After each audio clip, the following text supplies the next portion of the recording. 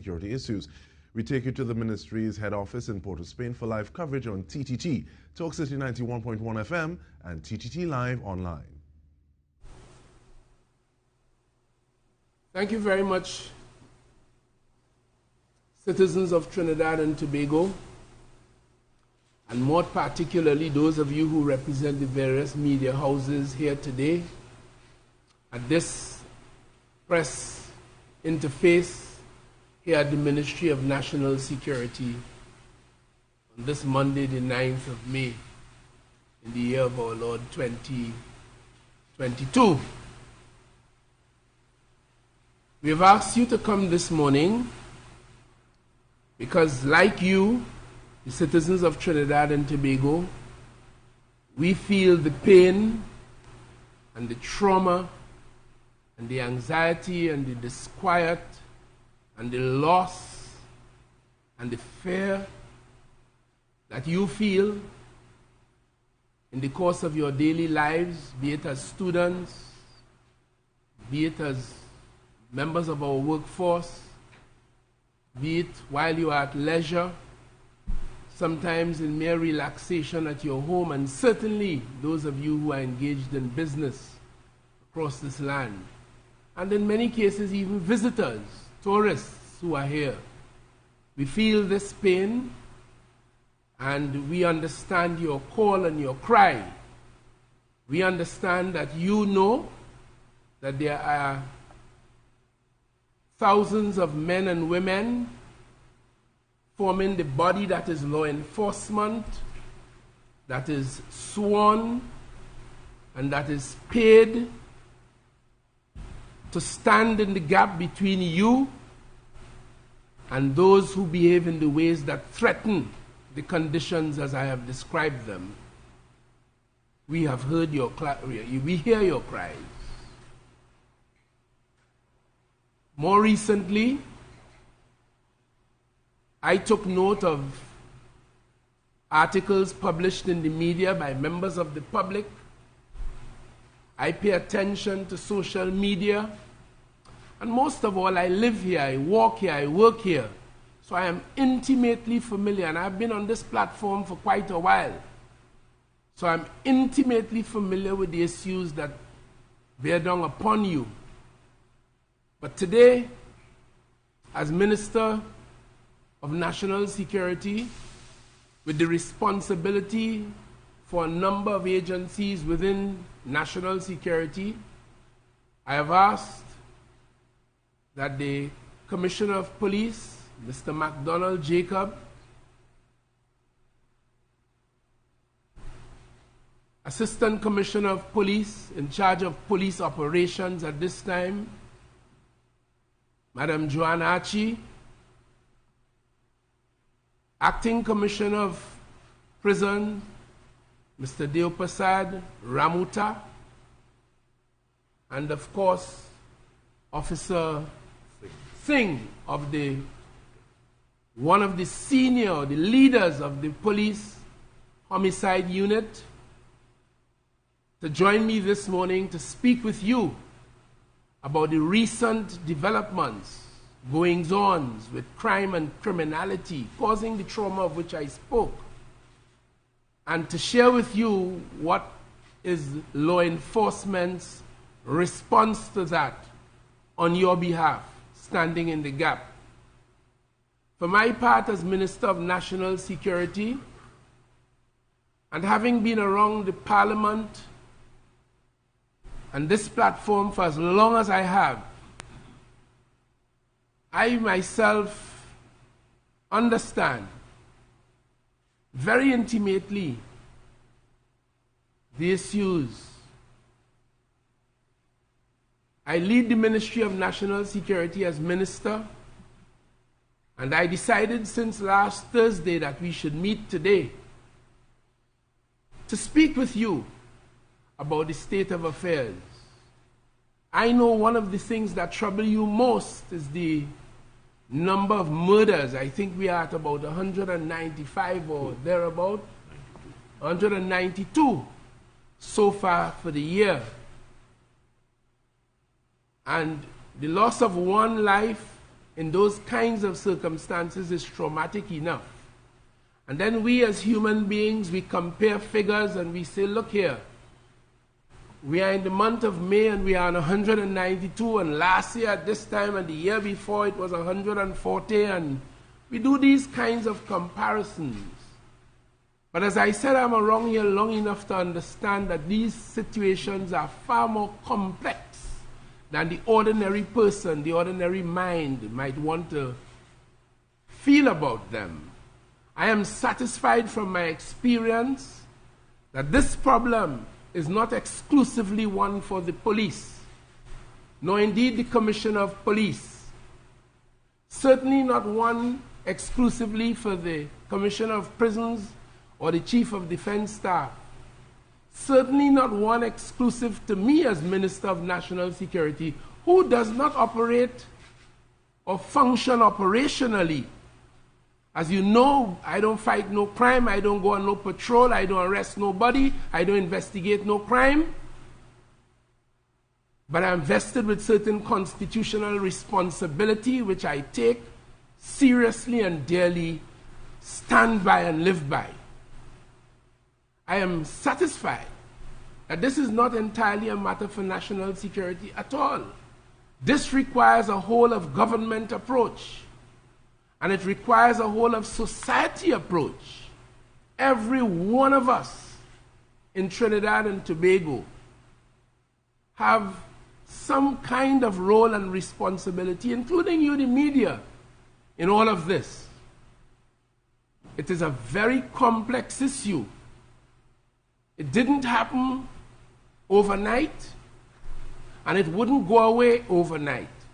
I've seen many ministers of national security and many commissioners of police and chief of defense staff and commissioners of prisons at home, throughout the region, throughout the world. The problem is not as simple as some may want it to be.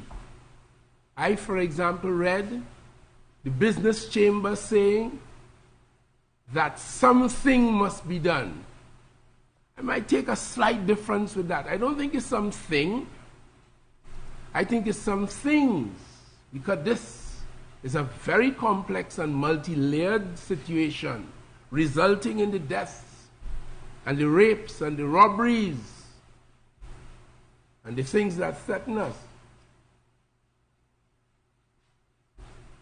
I read as well an editorial in one of our daily newspapers saying that we, national security, need to take emergency measures. I'll tell you this, I have always had very clean ears and a very open mind and a very open spirit to all suggestions from all stakeholders. Actually, I get emails, I get letters. As I told you, I look on social media as a participant myself, and I'm very, very open to ideas. So I want to say, through you, the media, to the business community, to the faith-based organizations, to the NGOs, and many of them have approached me since I'm at this desk, and many times before, with different plans and proposals, all of them I could see or glean heading towards making us a safer and a better place to live in and to work in. But I remain very committed, very open, particularly to the business community that has in the past reached out. I can tell you, just a few months ago, since coming to this office, I invited the business community who wrote to me about some of their problems in the city of Port of Spain, Doma in particular. I invited Doma, the head of the municipal police in the city of Port of Spain, a certain senior superintendent Charles, the then commissioner of police. This was before Mr. Jacobs, immediately before Mr. Jacobs' arrival at this juncture, at this job, and a number of other senior law enforcement personnel, and DOMA brought along a full cadre of its representatives led by its president. And we discussed a microcosm of Trinidad and Tobago's problems as it related to the city of Port of Spain. It was a discussion about Trinidad and Tobago, but as it related to Port of Spain. Pickpockets, threatening of their customers, chasing customers away from the city. People don't want to go. The Port of Spain city is dying. Break-ins in stores, nighttime entry through roofs, and as I say, store break-in and larceny, and all manners of things. We addressed those issues. When I invited them to that meeting, that is DOMA, a subsection of the business environment in Trinidad and Tobago, I didn't bring them to this office. I took us to the NCC's headquarters at the Queen's Park, Savannah. And I took them there because prior to that, in 2018, I was at the grandstand at Carnival Sunday night when information came to law enforcement that there were those in this society who were planning to carry out a terrorist event at the Queen's Park, Savannah on the Marsh Gras Sunday night. Well, the Marsh Gras. And it was thwarted because we got, in collaborating with our international partners, sufficient information that caused us to act and to thwart that event. And while that was all happening, I was to go into the NCC's command center at the Queen's Park, Savannah. And I saw, not for the first time I must admit, a very effective CCTV operation where they, with the responsibility for the Savannah and environs, had sight of every square inch almost of it. And where they could see from a very vantage point everything that was happening around that place. And therefore I took DOMA there and showed them that apparatus and encouraged DOMA to see whether it could replicate something like that for DOMA in the city of Port of Spain, and hoping that we could replicate that in Arima and Chaguanas and San Fernando and everywhere in our major city centers. And we also did that with an understanding that they would tap that feed into the National Police Command Center, so the police too could see what they at the local center would see, and the responses could be a lot more efficient to deal with the threat. In addition to that, we instituted a number of patrols, increased them, because they always had patrols in Trinidad, but we intensified them, using the soldiers and the police and the municipal police. And I got, for the next couple of months after that, direct personal reports from the business community and from Mr. Aboud of DOMA that he in fact had seen, and they had in fact seen, increased and intense patrols in the city, and things had started to become quiet again. So that I suppose there is a formula. There's much more that could be done, and we should be doing it. And of course, there are things that the business community and individuals in the society could and must do to protect ourselves as first defenders of our person, our homes, our businesses, our motor cars, our property. So when I say whole of government, because I understand that education, or the lack of it for our children, contribute to this complex problem. I understand what complicity and criminality on the part of public officials contribute to this problem. Only a week and a half ago, Mr. Justice Rahim in the court identified collaboration between a public officer in a state company and a private firm to steal taxpayers' money. So you members of the media, you Trinidad and Tobago, have seen in many occasions, and you know because you report to us, about complicity and criminality and illegality on the part of public officers. No, and all, not just public officers, many citizens in Trinidad and Tobago, because I just gave you an example of private sector too. And there are many, many more I can give. So it's a very complex problem. But we will not shirk from our responsibility. We know what they are. I know what the Constitution demands of me. I've sworn to it, and I will live by it. Sometimes at the risk of becoming very hated and unpopular too. But that is par for the course. I tell you what, I have been in regular meetings and contact, and that, ladies and gentlemen, literally means Easter Sunday morning, Easter Monday morning, Saturday and Sunday, last weekend, every one of those 2 days, and the long weekend before that, every one of those 3 days, I was at this location, meeting either with the Commissioner of Prison, Commissioner of Police, Chief of Defense Staff, head of some one of the agencies, my permanent secretary, who is in this room with us today, organizing affairs, doing what we have to do in this fight.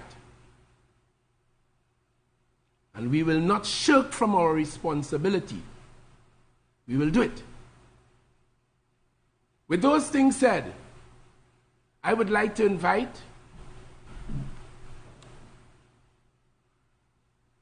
the Commissioner of Prisons, because the information that is available to me suggests that a large number of these murders emanate from behind the prison walls.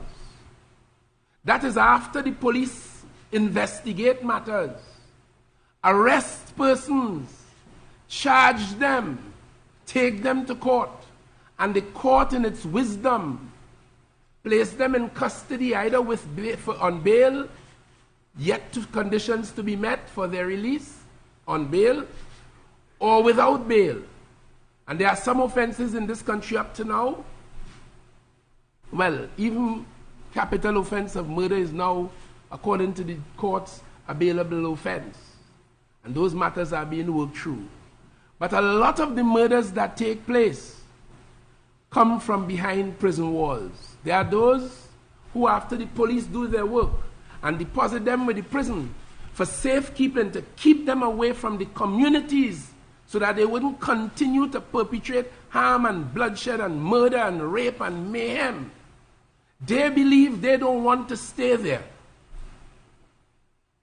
And unfortunately, there are those who may not fully understand that and provide succor and support. But all we do is live by the law and live by the Constitution. And there are prison officers who, by virtue of the oath they have taken and their own personal morality and integrity and the regulations of the prison service and the police service, who take the position, we will not be a part of that. We will not comply with that. We will uphold the law and the Constitution and the tenets of our duty. And there are cases where those prison officers have come under threat and have paid with their lives. Every single day since it happened, I look at this as I go into my office. This is a prison officer by the name of Jones. May his soul rest in peace. May his family be comforted. You will remember on that day in Siparia, when he was there with his daughter doing the things that all fathers ought to do. And you will remember the reaction of that child when the shots ran out and she saw her father fall. Criminality of the highest extreme. And that's because Jones, from all the information I got from the prison and the police, was one of those officers who took the position. He will do what he's supposed to do. He wouldn't be complicitous He wouldn't let us down. He wouldn't let you down, Trinidad and Tobago. He'd be true to his ethics and true to his oath. And there are a lot of people in this country who pretend to be true to theirs and appear to get away lightly. So far.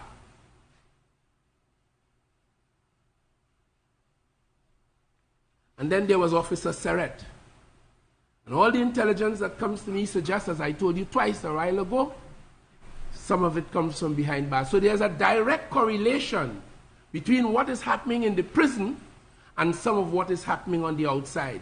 So before I ask Mr. Jacob to tell us what he and the police organization has been doing and must continue to do to push back the criminals as they create the trauma that they are causing, I would like to invite the prison commissioner to address us on some of those issues.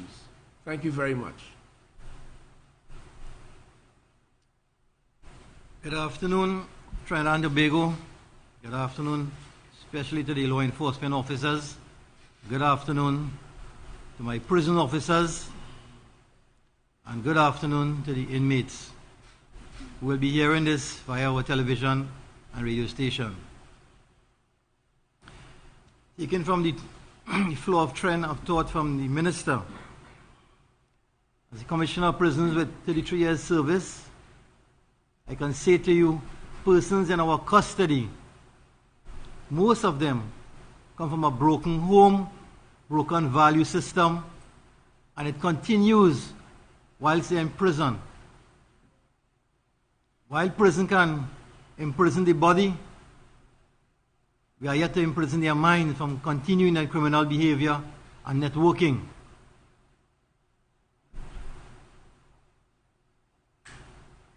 I will use the analogy of fish in an aquarium. And when you throw food for them, or they get hysterical and attack the food.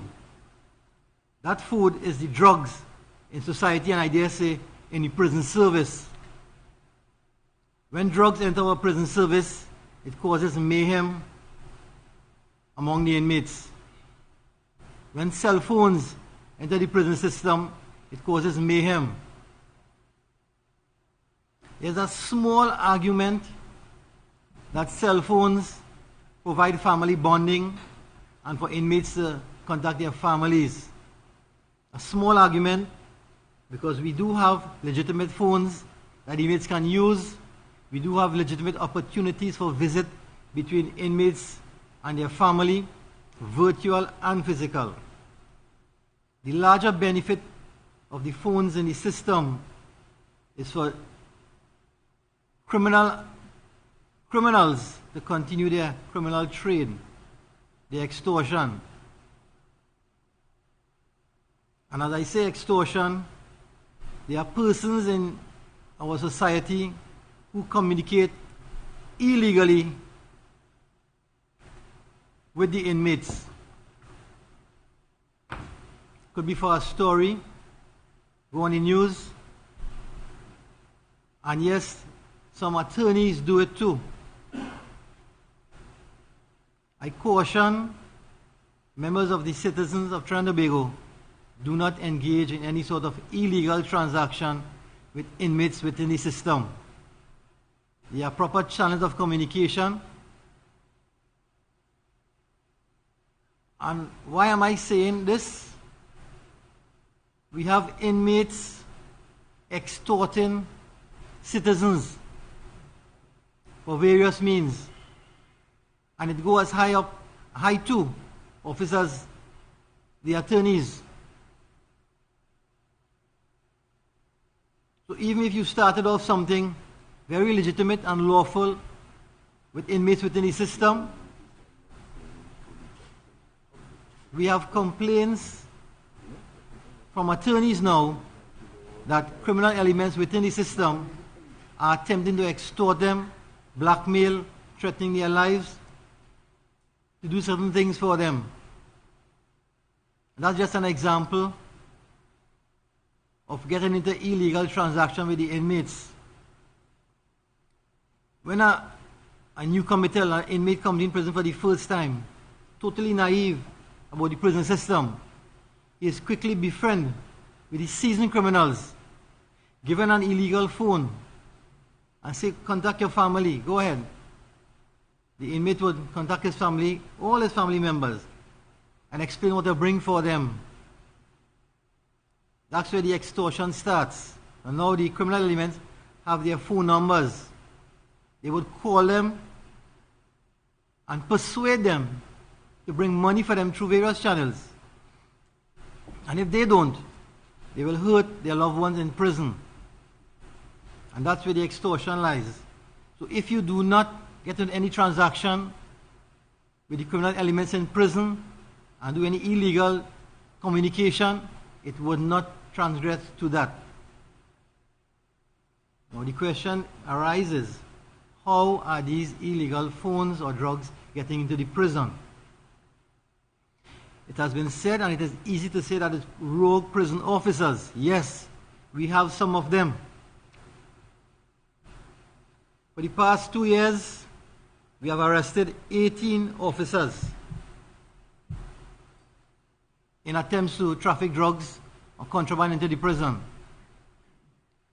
Since my ascending to acting in this position, the 24th of February, we have arrested 2 officers and another 2 perhaps by the end of the week.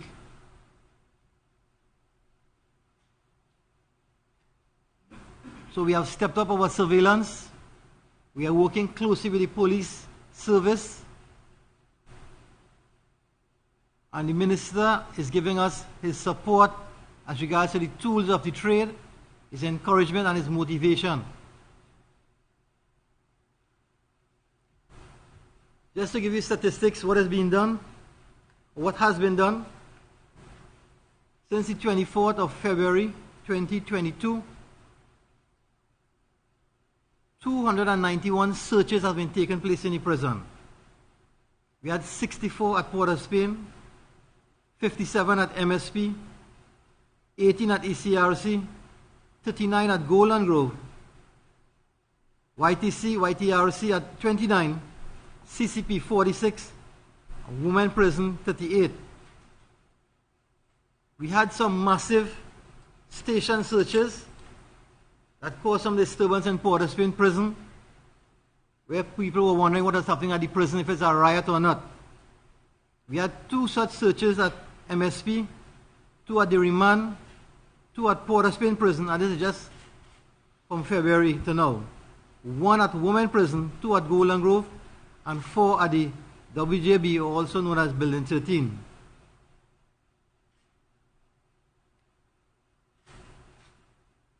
Contraband items comes in through rogue officers concealing their person. Yes, we search and we search and we search, but the criminal-minded as they are, they find a way to elude us. Visitors come into the institution. We have private contractors working into our institution. We have to search them every time they enter the prison, and there are times we find contraband coming into the system. We have inmates coming back from clinics, hospitals, court, programs, external prison activities. Yes, we search, we find some, and sometimes they elude us. Almost 3 times for the week, persons are attempting to throw items over the Port of Spain prison walls. We have a very vigilant system. We pick it up, yes, but who knows when they get through. We have broken the back of a networking with our garbage truck and items coming in through the garbage truck. Drones. We have put in a system in place that curtailing the drones activity. There are boats at Carrera Island, pass through the night and drop off stuff in the water and comes onto the island. We have to do regular searches, checks and balance to reduce these contraband. There's only so much we can do, and as the minister indicated, we need the citizens to come on board and assist us. If you know, to my fellow officers, if you know an officer is trafficking, let us know. There's a school of thought many, many years ago that you should approach that officer if he's your friend and tell him to stop. When he doesn't listen to you, bring it to the authorities. I am asking, the warning time is over. Come to us, let us know when your colleague is doing something wrong in the prison. Just this week, last week, Thursday, an officer would have attempted to bring in, well, he brought it in, but we apprehended it, 3,500 cigarettes. Over 2 pounds of marijuana. Several cell phones. That is an investigation, very active right now, and that's what I mentioned earlier on. 2 arrests is imminent.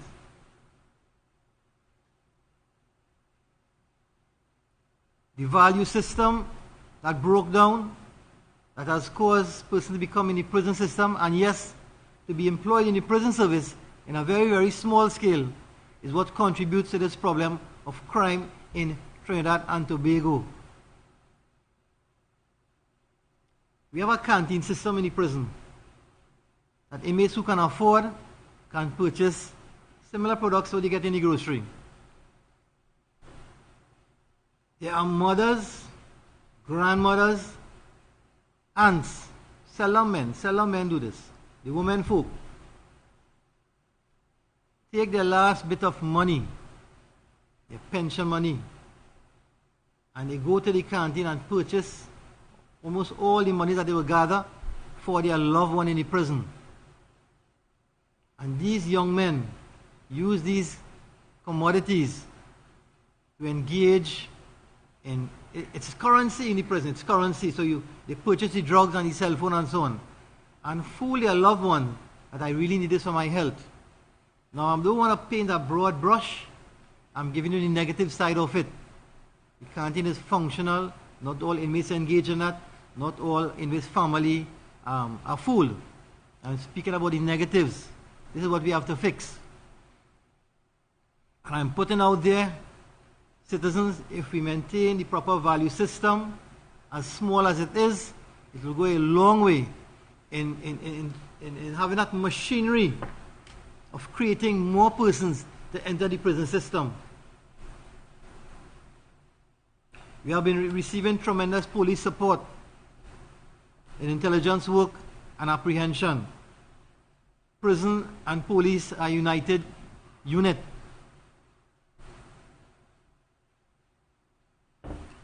Rehabilitation is something will be strong on the agenda under my stewardship.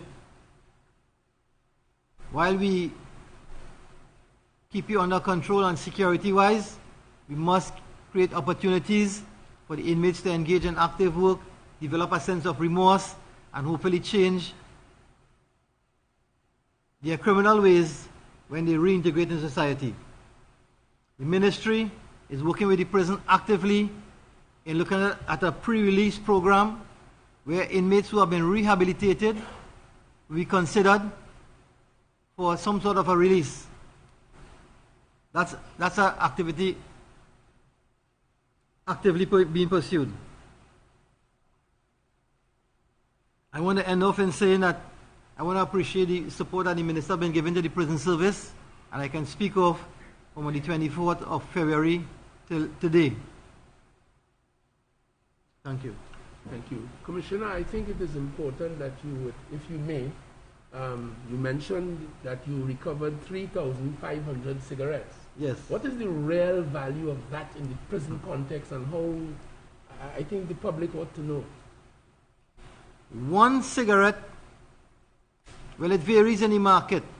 When we do searches, the price increases.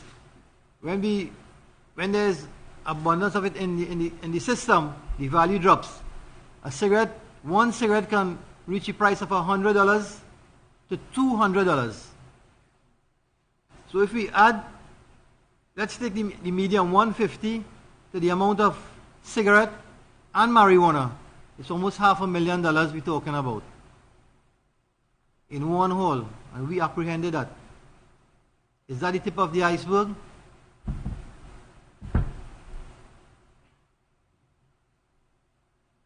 It's a big money business. Drugs is an industry. Cell phone in the prison is an industry. Every cell phone that is purchased, there's an owner.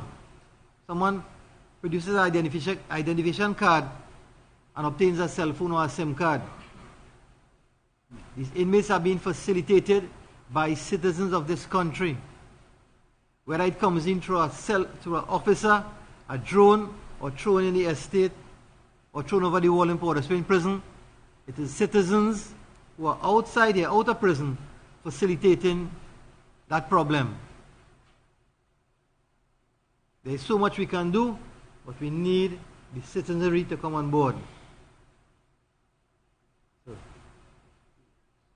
Thank you very much, Commissioner. And then I would like to invite Mr. Jacob, who leads the Trinidad and Tobago Police Service, to share with you the action or actions that the police have been undertaking in response to this crime crisis, as some of the citizens have quite justifiably perhaps recorded it. Mr. Jacob and your team. Good afternoon to all. Thank you very much, Honorable Minister of National Security, Mr. Fitzgerald Hines. Today, I have the ACP Joan Archie, who's in charge of operations, with me here, who will basically explain operations that is actually taking place to deal with the crime situation in Trinidad and Tobago. And I also have with me Superintendent Singh, who is the second in command at the Homicide Department, who will in fact be explaining what is happening with aspects of the murders and why it is necessary that we deal with probable cause in dealing with our murders and looking at the whole aspect of detection. When I addressed the public on the last occasion, I placed a lot of emphasis on dealing with the whole aspect of crime control and looking at the prevention aspect of it. And in looking at the prevention aspect, I mentioned all the different initiatives that we were putting in place to ensure that we have a high level of police presence. I spoke about our patrol initiative and the increase in the number of vehicles that we received and additional vehicles that we will be receiving at the end of this week in order that we can have that level of police presence and also to have our response time improved in relation to matters and to create that deterrent that is necessary out there. Yes, there is need for us to do it. In fact, we need to continue having that presence out there. And because of what is happening with COVID-19, and for each week we have approximately around 70 or 80 officers who will be on quarantine, in order to be consistent with that approach, we have decided to bring out 60 police officers who are on vacation leave for a 4 months period to support it with that drive. I wish to thank the Minister of National Security for giving us the support with that initiative. Very important. But there is something that we learned over the Easter holiday weekend. Over that weekend, we took all our officers from the offices, all available vehicles, and we had patrols and police presence throughout Trinidad and Tobago. No one can doubt that. In fact, persons were complaining about the number of police on the road doing road checks. And what happened over that weekend? We still had, from Friday to Monday, we still had 15 murders. And we went on to explain and analyze and try to indicate to the general public, this type of murders that we were having. Superintendent Singh will do some explanation of that very soon. It demonstrates to us that other than having high police presence out there, it is also necessary for us to do other things. And that is to deal with the other side of crime control. And that is dealing with detection. Definitely. Because we recognize that some of the criminals are intent on continuing their activities. And we call it adaptation. They adapt to situations. They look at how the police are operating with our patrols, and they still carry out the acts. So therefore, it is totally necessary for us to get them out of the system by lawful means. But what we are happy about is that our ballistic center that we set up in the latter part of last year is helping us tremendously. In fact, 7 of the murders that we solved this year so far, ballistics played a very, very important part. And you all will recognize that recently, in incidents that we had, it was also ballistics that assisted in some instances, letting us know what really took place, helping us. So our ballistic center is one of the key that will help us propel our detection rate and take some of these offenders from off the street. In the latter part of the year also, we get our DNA lab going at the Forensic Science Center. And that is also beneficial to us. In fact, we were able to exonerate persons by use of the DNA, and in some instances identify bodies that were found at a certain where it was decomposed through the DNA. And the DNA, as we utilize it, will also assist us now as we go further in detecting some of these crimes. No longer we'll need to take the DNA abroad and wait for months to get results at a high cost. Thanks again to the director of the Forensic Science Center, the Minister of National Security, because this was an initiative that we were working on since with the former Minister of National Security. 60% of our general serious crimes so far this year, CCTV footage have been assisting us in that regard. I know we are on the verge of developing a whole CCTV network throughout Trinidad and Tobago, and definitely on the next occasion I might be able to say a higher percentage. And I'm talking about robberies. I'm not just talking about murders. I'm talking about robberies and a lot of other offenses. And it is even giving us a lot of information in relation to evidence, in fact, in relation to road traffic accidents, including fatal accidents for our investigation. But one of the things that we did not forget and will never forget is what we say is the traditional the science of fingerprint. We have upgraded our approach in relation to the fingerprint by the purchasing of 40 new AFIS machines, automated fingerprinting identification machines.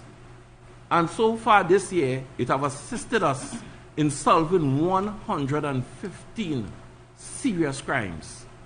And it contributed to the solving of 9 of our murders and about 36 of the robberies. So I want to give thanks to the fingerprint experts, because we tend to forget that science, which is very, very important when we start to talk about DNA and ballistics, but it has been assisting us tremendously. I also want to give thanks to our cyber crime officers, because the cyber aspect have been playing a very, very important role in assisting us in solving crimes. We intend to enhance these approaches, but on the other side, even though we do all these things and we don't have proper case management, is another story. So we have established case management centers in each police division.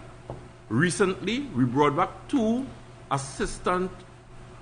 retired assistant commissioners of police to assist for a 6-month period in organizing our case management system to be in congruence with the new changes taking place in the criminal justice system. So they are with us for the next 6 months to assist in that approach. What we have done, and you all realize that in some instances where we are solving a lot of crimes, and also some investigations are being completed in a speedy manner, we have taken the team approach to our investigation. Meaning to say, no longer we are assigning one investigator. Yes, we will have one primary investigator, but we are now giving that investigator a certain team of persons to assist them, and it is also working well. But we come straight back to the establishment of our operational centers in each police division, that where the CCTVs footage can be seen from these operational centers, and that is also assisting us tremendously. These operational centers operate as the epicenter for the operations for each police division.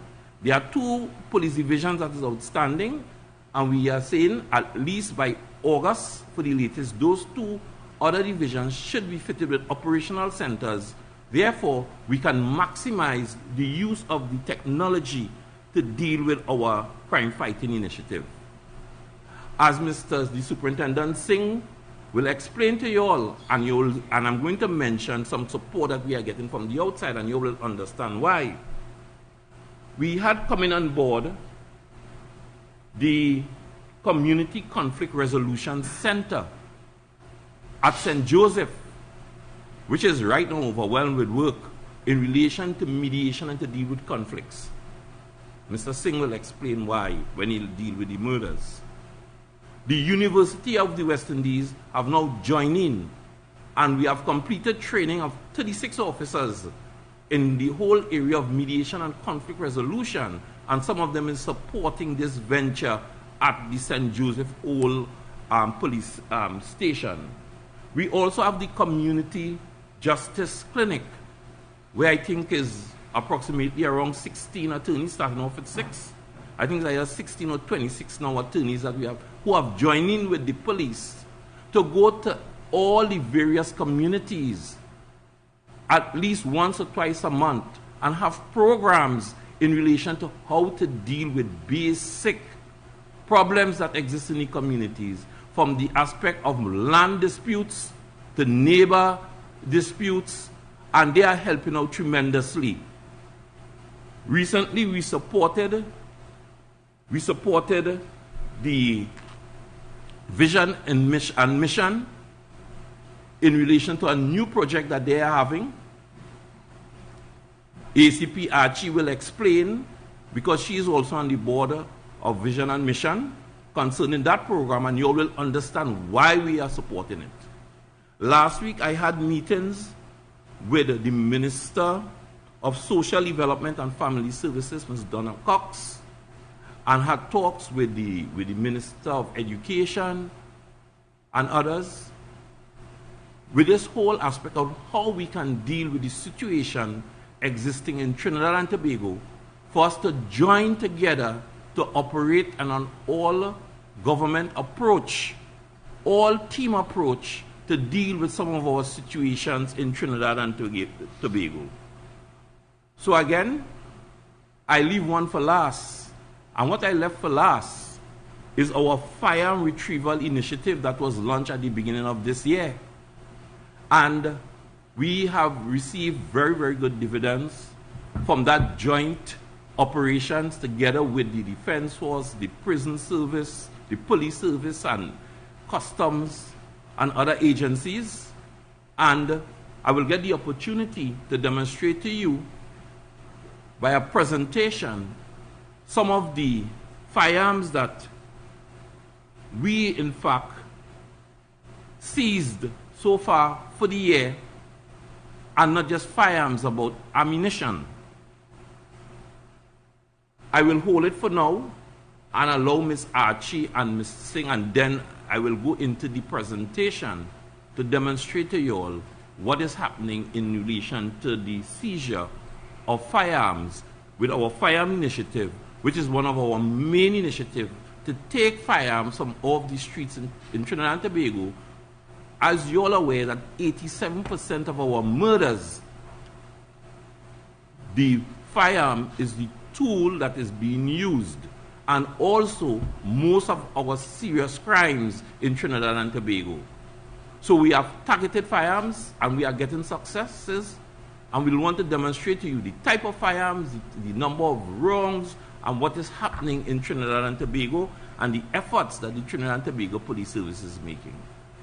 So I will close and then I will come back to that presentation, because in it there will also be items to show you all in which is being actually seized also by the prison service together with the police from the prisons.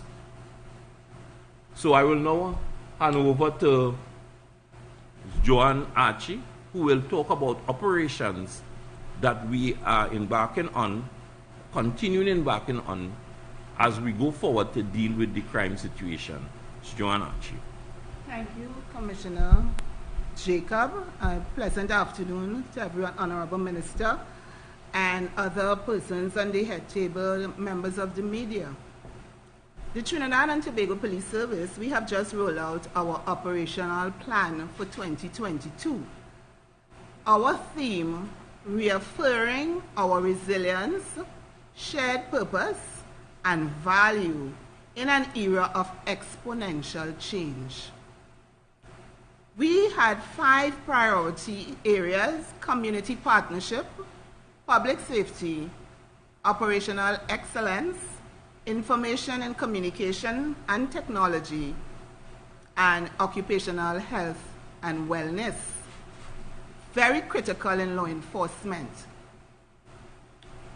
We, despite having to police in a pandemic and police a pandemic, we continue with our anti-crime operations. With these plans, in operationalizing some of these plans, we continued in our relentless pursuit of those bent on disrupting the lives of our law-abiding citizens by our regular anti-crime exercises across all 9 police divisions.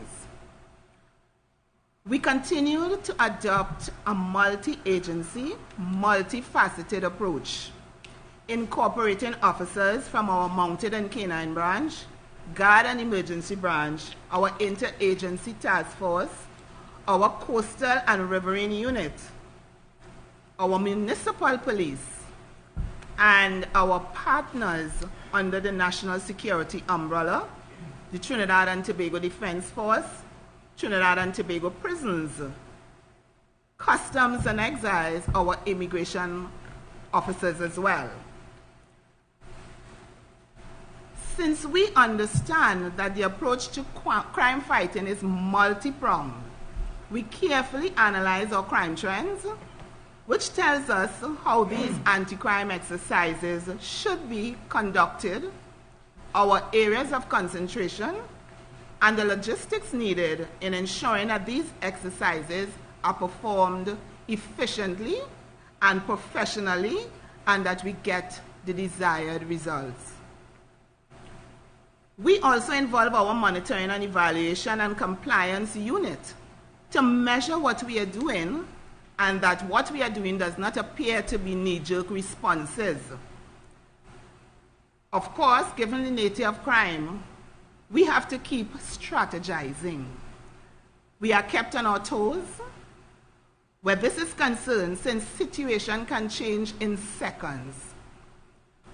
What we aim to do is to continue to support the systematic use of partnerships and problem-solving techniques, our intelligence gathering and analysis, so we can proactively address the immediate conditions that give rise to public safety issues, social disorder, and fear of crime.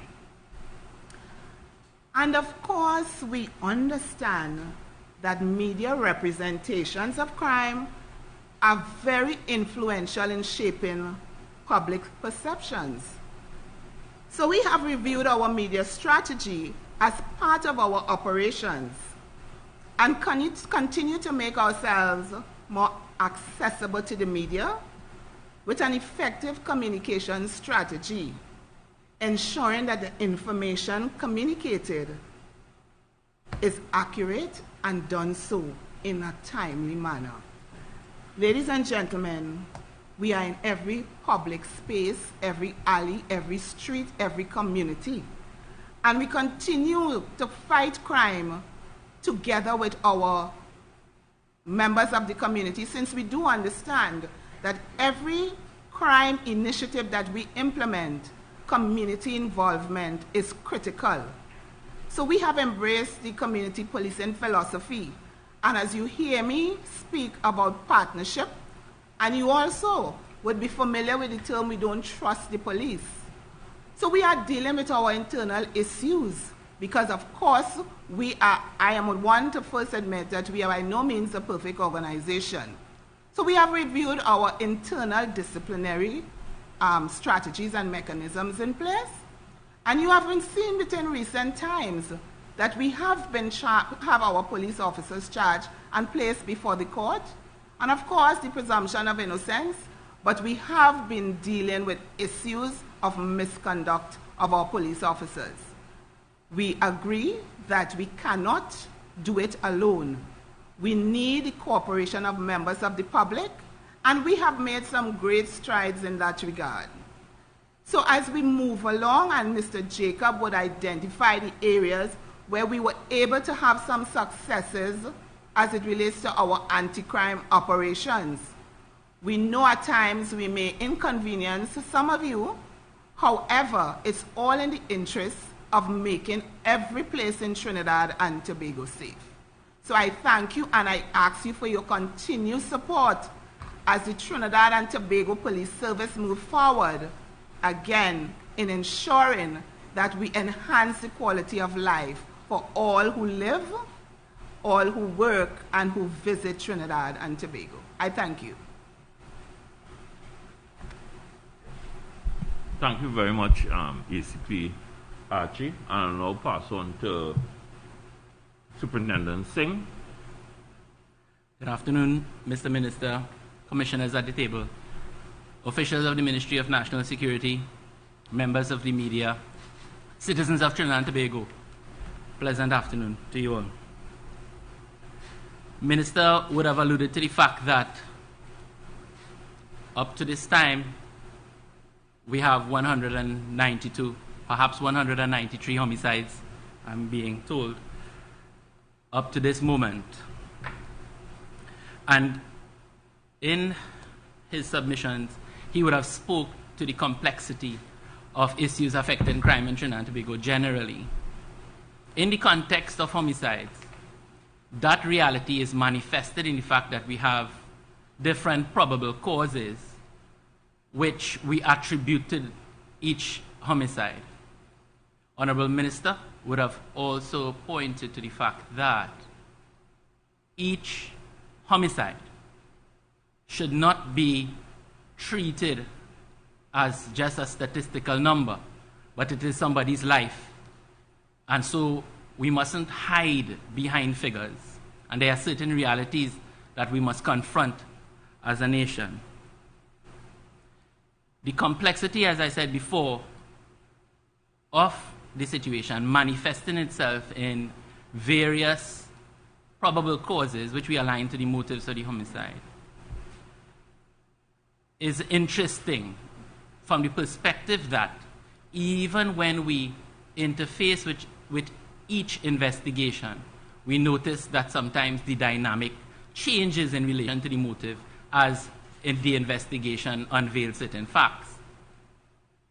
And you also see within that there might be multiple probable causes because of the overlap of the nature of probable causes, because I know that the media is very alive to the categorization of homicide into probable causes.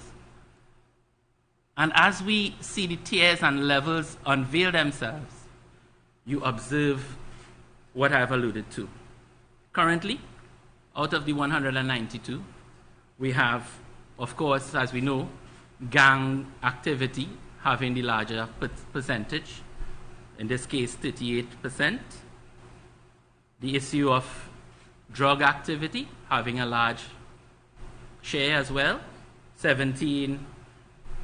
The offshoot of crime, specifically robbery, having a large percent in relation to 13. What we have observed also is in relation to domestic violence and altercation, they together add up to 15%. But embedded in that are sub-levels of altercations, as Honorable Commissioner would have alluded to, in land disputes, property disputes. And then in the context of domestic violence matters, we have intimate and non-intimate. What we are seeing trending at the moment is the fact that we have familial killings that is inconsistent with our previous realities in terms of husband and wife, boyfriend and girlfriend type homicides, to have familial killings. We would have known that recently we had a situation where it is alleged that a daughter killed a mother.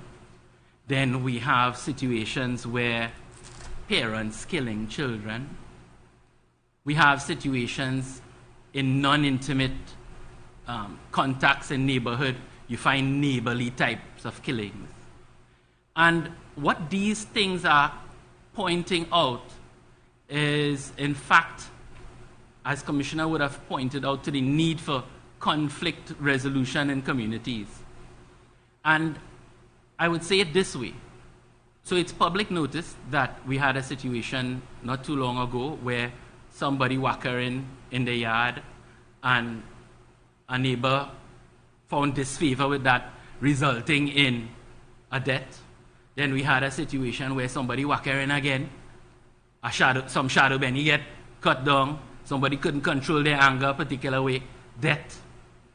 We had a situation where a neighbor would have come over in the night and killed another member of the neighborhood merely because a parent may have discouraged child from keeping an association.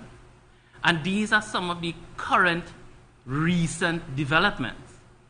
And so in understanding that, perhaps one might ask the utility of treating with the issue of putting out their probable causes. The duty of the police primarily is to secure the citizenry. That, of course, is done through specific deterrence where we investigate and charge individuals. But equally, we are the body that is responsible for identifying through our analysis of the crime patterns what type of interventions that we need to structure collectively as organizations, that is to say, national security institutions, other NGOs, that will help us to determine what type of remedies we need to make available to the members of the public in an effort to mitigate against future crime trends. So fine, telling you probable cause wouldn't tell you, well, okay, we have solved the crime. But certainly it tells us what we need to do, what is symptomatic of what society is facing. So again, something like a patrol would be an initiative in opportunity reduction. That is to say, where criminals would find the police presence would reduce their opportunities for commission of crime. But when you look at the other components of behavior, crime being behavior, you would see opportunity reduction is one strategy. Change in the way people rationalize and think is certainly one of the other things that we must put together to intervene. So basically, we just wanted to bring these realities out there, recognizing, as the Commissioner of Prisons would have pointed out, and it resonated with me, it's that it's citizens, effectively citizens, that are in fact bringing down onto the public a particular type of behavior. There's nobody else. Nobody is coming into Trinidad and Tobago and perpetrating this volume of crime. Certainly there's the foreign dynamic, but our initial pieces of information is not suggesting that the presence of foreigners in our land is so overwhelming that is the source of all the problems that we have.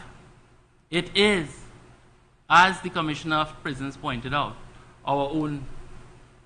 And when you see that sometimes you're not safe in the space where you share intimate relations, it's concerning, and it's expanding even more and more. One of the challenges to my analysis that bothers me a bit is that over the years, our actual detection has increased. For the year already, we have charged more than 30 persons for homicides. More than 30 persons already. But we're not seeing a reduction in crime that is brought about by specific deterrence. And that is concerning because it tells us that we are perhaps so torn and worn as a person, as a group of people, that it's easy for somebody to look at the life of another and say that it's of no value to me, and we perpetrate a particular type of behavior. But us at the Homicide, every single homicide is a very serious thing. All of our resources go into it.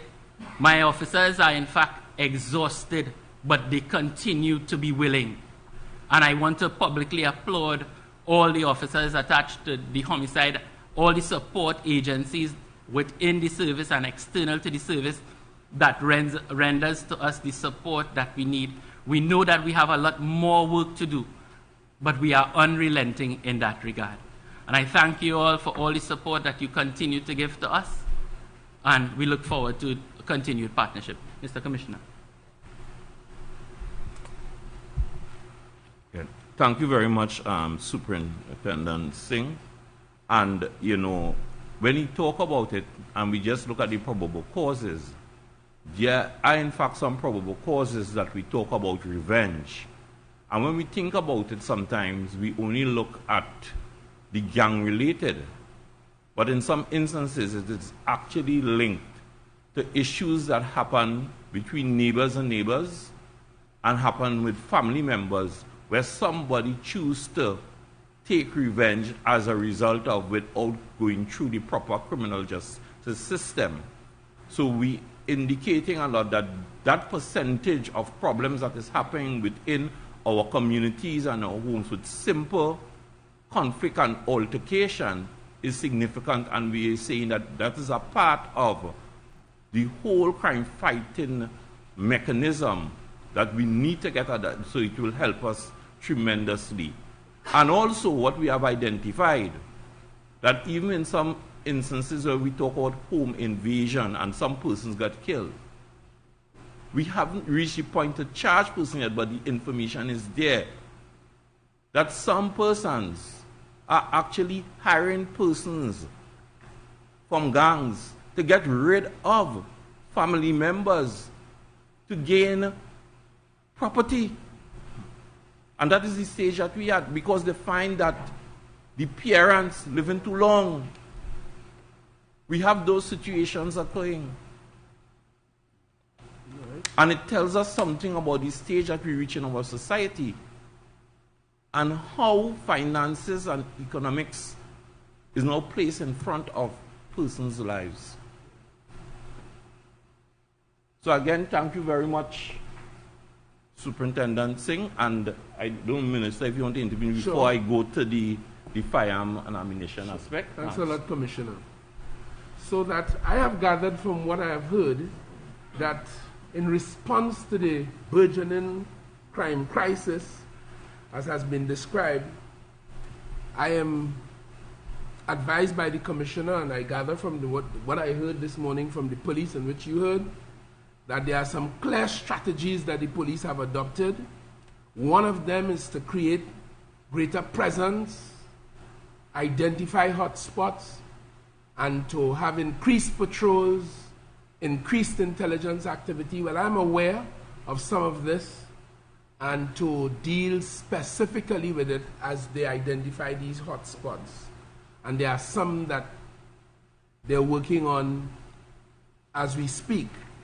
That's one of the things I've heard as a response to this. Secondly, which we'll see a little bit more about, we have, at the national security level, agreed with the police and law enforcement that they are to continue a very robust firearm gun retrieval exercise. In my own view, as a non-police officer, non-law enforcement person, as a citizen with access to some of the information I get, one of the major parts of the issue in this country is the easy availability and access to firearms. Last week, two brothers in Diego Martin had some family dispute, as you would have heard Mr. Singh or Mr. Jacob allude to.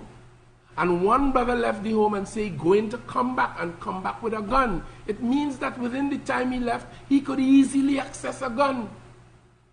And he came back and he allegedly murdered his brother. And then I read on your newspapers, and then I confirmed it with the police, that the deceased in that incident had previously shot the suspect. So the deceased brother shot with another illegal firearm sometime earlier. How long earlier, Mr. Jacob? About a year before. Shot his brother. But a firearm is easily accessible to them both. So a major gun retrieval exercise is what we have agreed. We are told that there are about 12,000 illegal firearms in this country. From intelligence, the gatherers of intelligence surmise that that is the amount. Some of us feel it might be more. But the idea is to get them. And whether it's a family or enemy or gang, the presence of illegal firearms remains our responsibility, as law enforcement have assured me. And therefore, the project is to get them. And at the same time,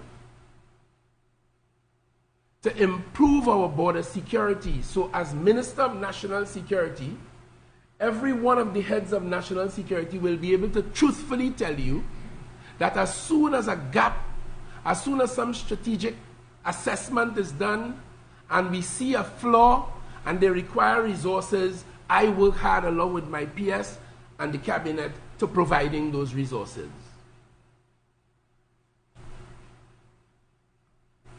So that we do this in order to secure our borders, because as an island state, illegal weapons continue to come in here.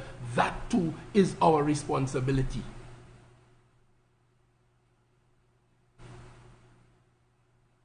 I gather from what I have heard that there are rogue elements in the public, among public officials, including all the agencies of state and state enterprises too.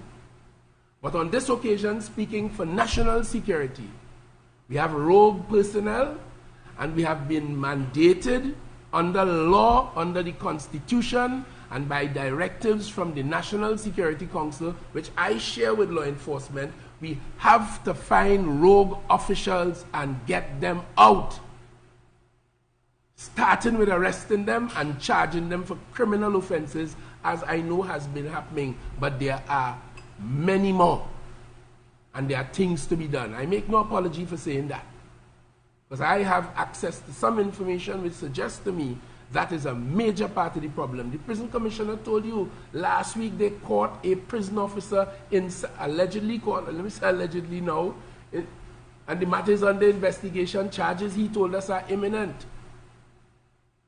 with 3,500 cigarettes. And he didn't go into the details, but at $150 for one, as he told us, that is about $525,000. And that is not traded in cash inside a there. It is the fella's aunt. If you smoke 20 of them and you owe $2,000, is your aunt who have to pay a bank account or pay somebody on the outside. And poor lady, if she can't find the $2,000 after you smoke it, then chances are Mr. Jacob and Mr. Singh will get another murder. because you owe the cartel 2,000.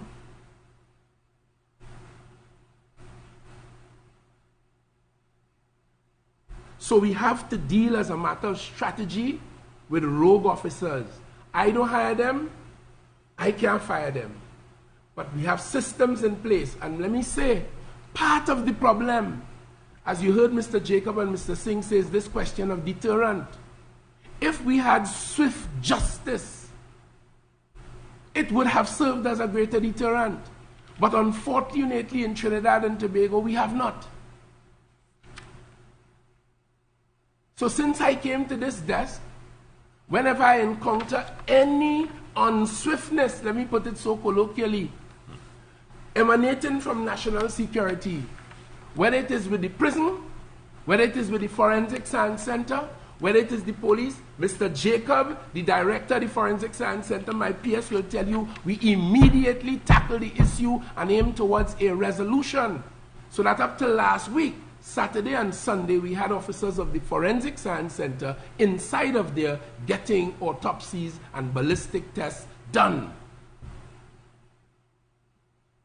So to that extent, we fixed that. But national security's contribution to the general criminal justice system is but a small part. We have issues in the court. We have issues in the office of the DPP.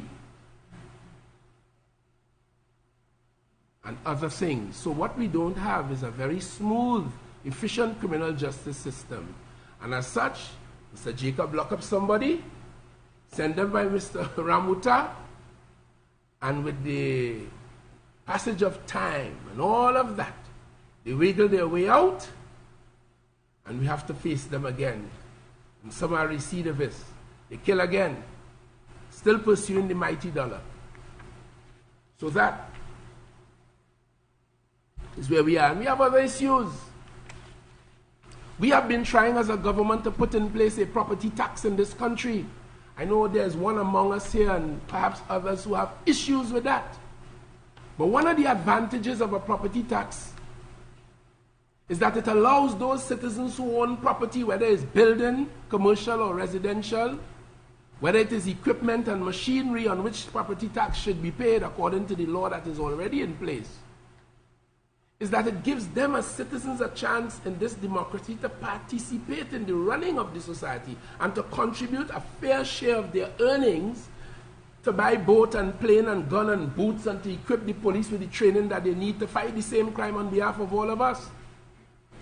But there are those who are dead set against the property tax. Not only did they oppose it in the parliament, but they put on the silk, some of them who take it for themselves too, and go to court to make every effort to stop people. And the public is saying, because I told you I listened to the public, we want to pay our property tax as people do in Miami, in New York, everywhere else in the world. To contribute, because businessmen write to me and say, they want to contribute. This is a way. But there are those who are obstructing it. But the great benefit of the property tax is that every single square inch of property in Trinidad and Tobago will be identified, and more than identified, but identified with a specific beneficial owner. Well, owner. And then we have laws to deal with who is the real beneficial owner. So there are those in this country who don't want no property tax because they don't want to be associated with their many properties. They want to keep it secret. But they're calling on me to talk. Mr. Hines must speak up about crime. What is his plan? Well, part of my plan is that. And part of the plan for the government and on behalf of the people is to determine all who own what, because we have laws now to ask people who have ill-gotten gain to account and explain for it. Because some of those underhand dealings, backroom dealings, is what generates some of the murders that we have to trouble, that we face. So as I told you, this is a very, very, very complex thing. But as we identify the problems, we will tackle them. So they focus on police presence, law enforcement presence. And when I read The Guardian, or one of the papers saying about some of the things we have to do, people contact me up to last week. Somebody contacted me and said, Mr. Hines, you all must bring out the soldiers. And I said to myself, wow, the soldiers are out here in the civil society working since perhaps about 2008. Today we have the IATF, the Interagency Task Force, which has Coast Guardsmen and soldiers working along with the police on a daily basis, patrolling up and down Trinidad and Tobago. They are on the road.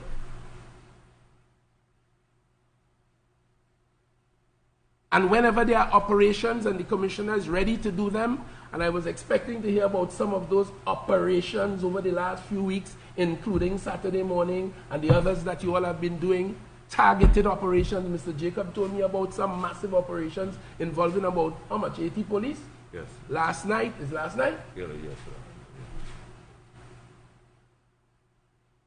So we provide them with the vehicles, we provide them with their sustenance and their support and their salaries, and that is what they have to do to push back this crime crisis that we are talking about here today.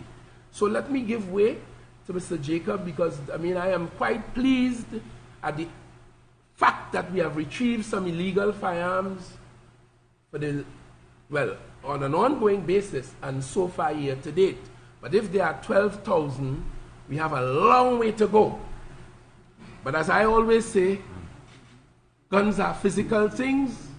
They are somewhere, and with the dogs and with the will of the 7,000 police officers and 4,000 plus defense force personnel and all of us in law enforcement, I have no doubt that with focus and will, we can get them. And at the same time, tighten our borders as we have been doing. We purchased 2 recently. The Prime Minister led the charge, and we got 2 brand new vessels, which is having serious impact from the intelligence I get and from the information available to me as a citizen with access to that information. They have been very effective on the sea. And as a matter of fact, Saturday gone, let me just share this with you before I give way to Mr. Jacob. On Saturday, I received the happy news that one of those vessels, supported by our radar system, which you taxpayers pay for and invested great amounts in, it is 100% functional.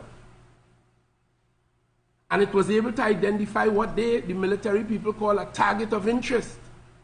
And having picked up this target of interest, they dispatched one of those vessels after them. But I think it was the customs, because I told you we operate in an interagency platform, and the customs were also notified, and they were closer to the target of interest and pursued it.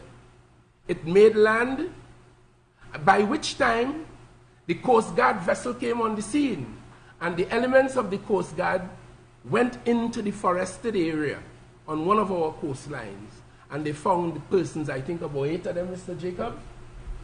And then when they checked the vessel, of course, they found contraband items.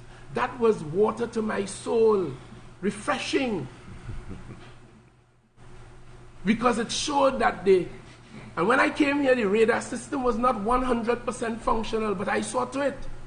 And I was very happy to know that this interagency, collaborative, seamless approach, it worked. And it has worked in other cases. I only highlighted one. Recently, there had been reports about bodies found in the heights of Aripo. We acted on that promptly.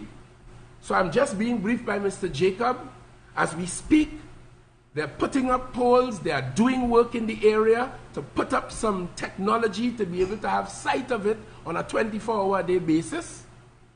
And as well, I'm assured by the Commissioner that there are regular patrols night and day into that area so as to deal with it, but it is not the only area.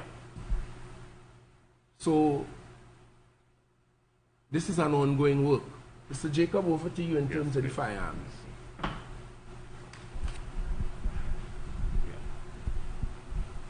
Yes, I'm going to the firearm and our firearm initiative.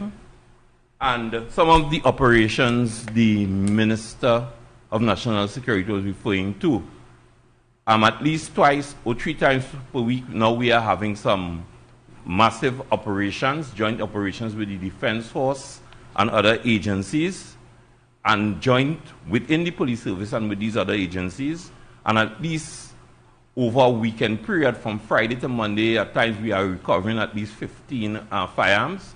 We just had one of those operations last night in the Northern Division. I was there last night to brief the persons before they went out on that operations. And earlier the week we had another operations, which is in the papers, in the Central Division, where we were very, very much successful. So what I'm going to show here is the general success. I don't know if they could just dim the lights on this end, please.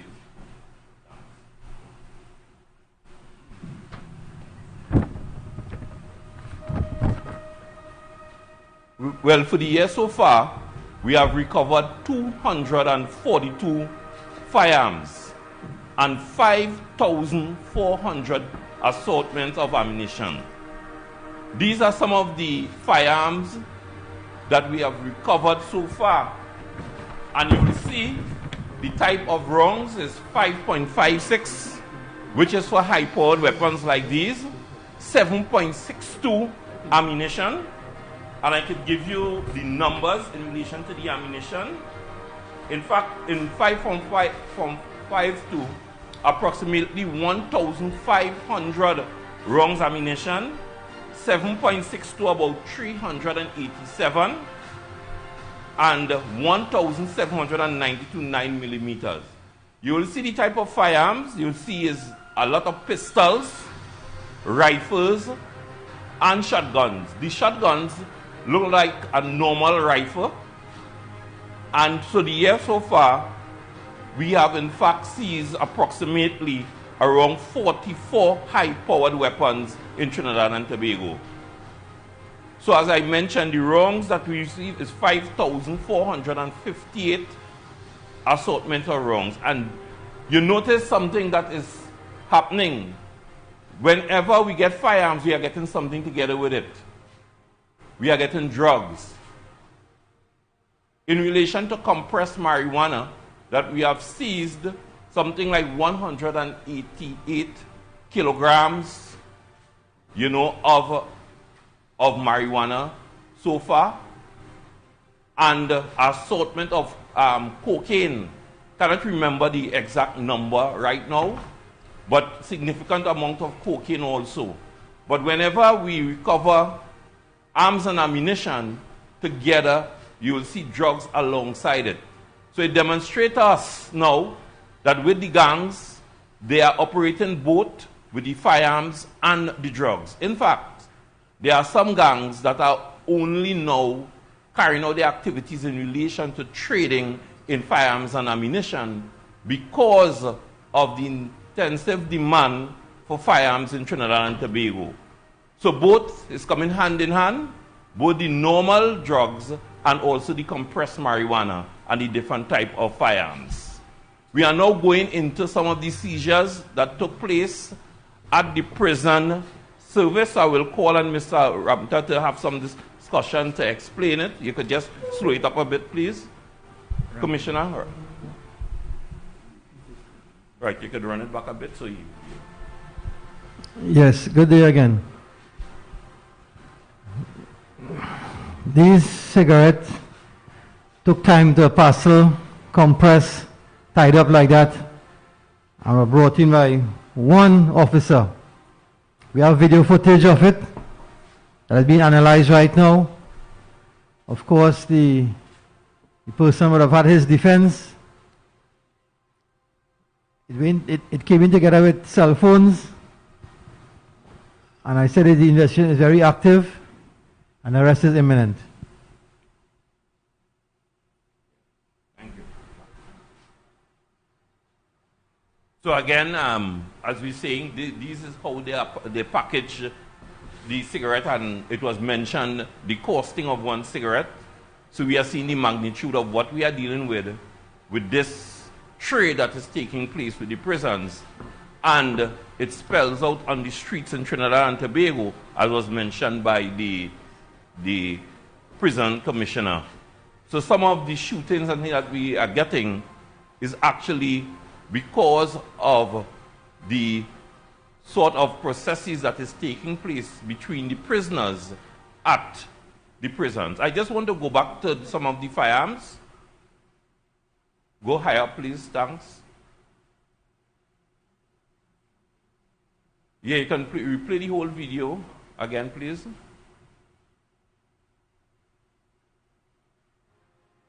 No, go back from the top, please. Yeah. All right. No, I just want you all to pay some attention again to the type of high-powered weapons that we are dealing with.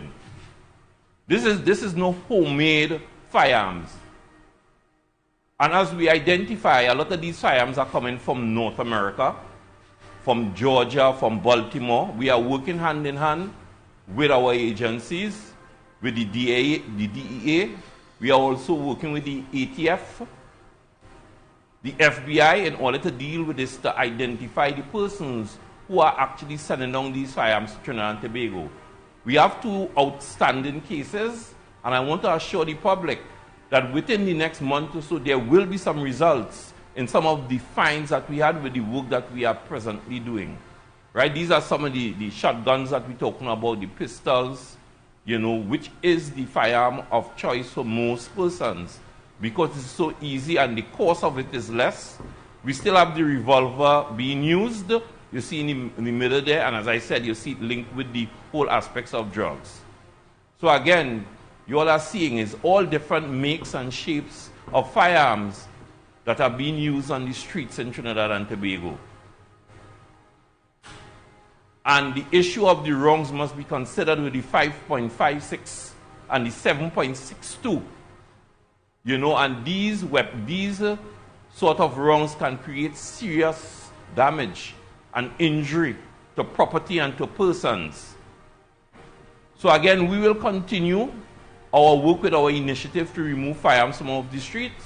At this stage, it's 242 firearms we took off the streets, and 445 persons were charged for various firearm offenses for the year so far. The question of bail, we know several of them received bail, even though they were charged for weapons like what we are seeing here. So again, this is our presentation to identify to you, the general public, what we are facing with. You all will realize that over the weekend, 2 police officers were shot in the Central Division.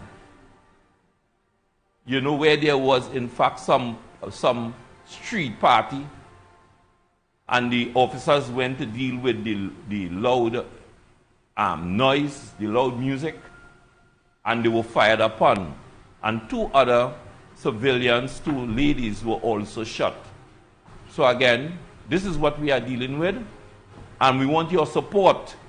We want you to call into the numbers. We want you to call into Crime Stoppers. Call 555. Give us information so that we can remove these deadly weapons from the streets in Trinidad and Tobago, and which is responsible for about 87% of our murders in Trinidad and Tobago, and the number of woundings where they are leaving some persons seriously injured for the rest of their lives as a result of the use of firearms.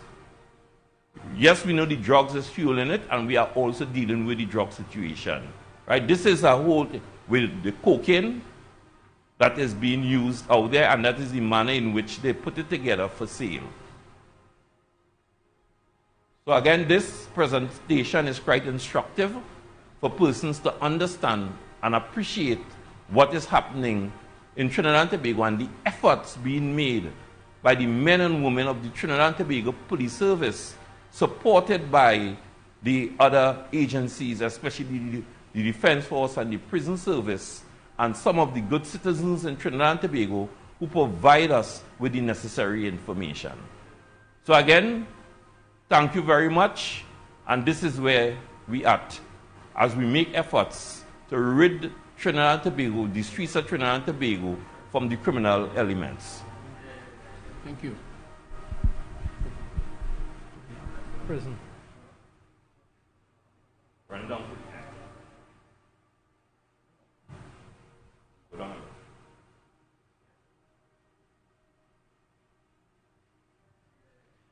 These items from the prison service were wrapped and prepared by somebody's son, brother, uncle, father. They would have caused tremendous embarrassment to the service. Initially, when I came into office, I asked my officers, I promise them I will motivate you to work. I will do what is necessary to be a good leader. Now it's time, fellow officers, to come on board and let us expose the wrongdoers. Let us expose the traffickers. Let us get rid of them from the service and put them behind the bars of the inmates that they claim to role model. So this is a call to fellow prison officers. Let's come on board, support your leaders, support the government, support the Ministry of National Security, and let us get rid of the crooked ones. And I dare say to other stakeholders, let's not make it too easy for them to get outside and walk freely among us and have a case pending or two against their name. Thank you. Thank you very much. Thank you. So thank you all again. And thank you all again.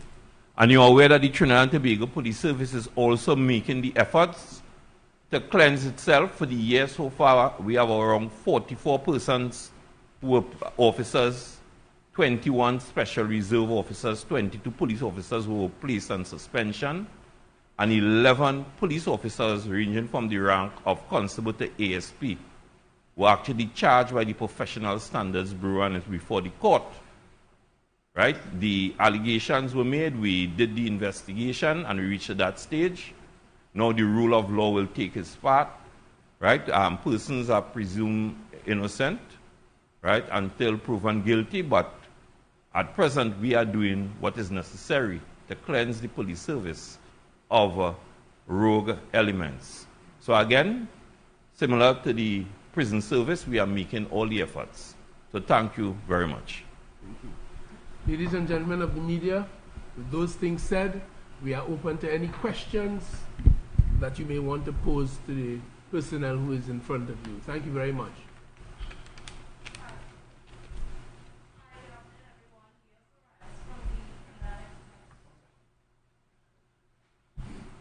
Good afternoon, everyone. Leah Sorayas from the Trinidad Express newspapers. My questions are for Commissioner Jacob. Commissioner, we would have seen last week a special branch report being leaked to the public. And I just wanted to find out from you if you are concerned about this report being used on a political platform.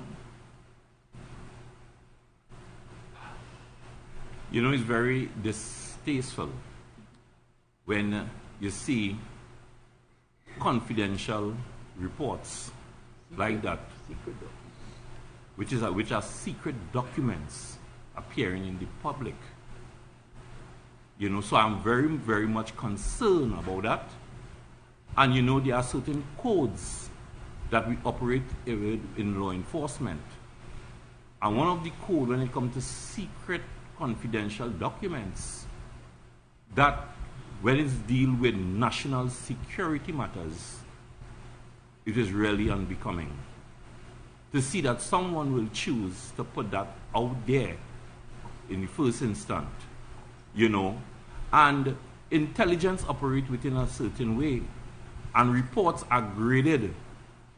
So you may see an intelligence report, and you may not even know how the intelligence report is in fact graded, but it is graded at different levels, which will require different response depending on the grading of the intelligence. And I think you recognize that that report that you saw there is from 2019, which was given from the special branch to the former commissioner of police. And that is how it worked from the special branch. And that is where we are now in relation to the release and publicizing of that report that is challenging to all law enforcement, and all law enforcement agencies and officers get very concerned when they see something like that is happening, because it breaks, you know, all the sacred code as it relates to, right, policing and confidentiality. Okay.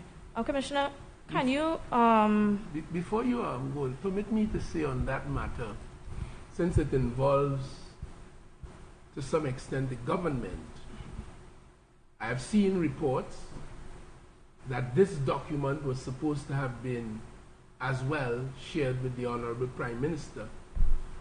I cannot speak for the Prime Minister. I will not attempt to speak for the Prime Minister. He's a rather able man. But suffice it to say that there are suggestions about the content of the document. Mr. Jacob would have dealt with the policing aspect and the need for respecting the ethos, the ethic, the dignity of the code. But I can tell you that we are being asked about the content of it. Well, it's because it's a minister, and I heard a journalist, a so-called journalist on the radio saying, well, it's a good thing it leaked. Oh yeah, that's fine. Trouble is, as Mr. Jacob just alluded to, there's a serious difference between intelligence and evidence. And that was an intelligence report. It means, therefore, even the IOCA, the Interception of Communications Act, recognizes the distinction between intelligence and evidence. So much so that if criminals or terrorists, having been suspected by the police, and the police want to find out what they're doing in order to protect you from putting a bomb under the grandstand in the Queen's Park Savannah Carnival Sunday night, and they pick up the intelligence and they decide they want to pay attention to particular persons, they can do so under one section of that law, but for intelligence gathering only. That cannot be used in a court of law. If they want to use any material in a court of law, they must now apply to a judge who will then listen to what they have to say and be satisfied as a bit of a refinement. The court looks at it in the context of the law and to see whether the standards of the law are met in order to authorize an interception, and the product of that could be used as evidence. So when a member of parliament, especially those who pretend to have so much problem with interception, led by a woman, anyway, this is a different kind of platform, so let me leave that for the time being. But suffice it to say that when a member of the parliament, a senator, could come and use an intelligence document, however leaked it was, and whoever we know it was issued to, and whoever handed it to her, because we know that too. As my Prime Minister reminded me some time ago in another conversation, in Tobago they say the goat you hear bawling for water is not he who is the one who really wants it, you know. So when you heard that in the metaphor, goat, talking about that, it's not she, you know. Somebody gives she that. And we know why. We know why. Minister, perhaps you can also answer this question. So the issue is bifold as far as I'm concerned. One, the issue that is quite properly in front of us, the leaking of a confidential document. And that too will gain the attention of the police. But the content, which is the intention, was to highlight the Prime Minister and the Minister of Youth Development in a certain way. Just wanted to point out all of that. And by the way,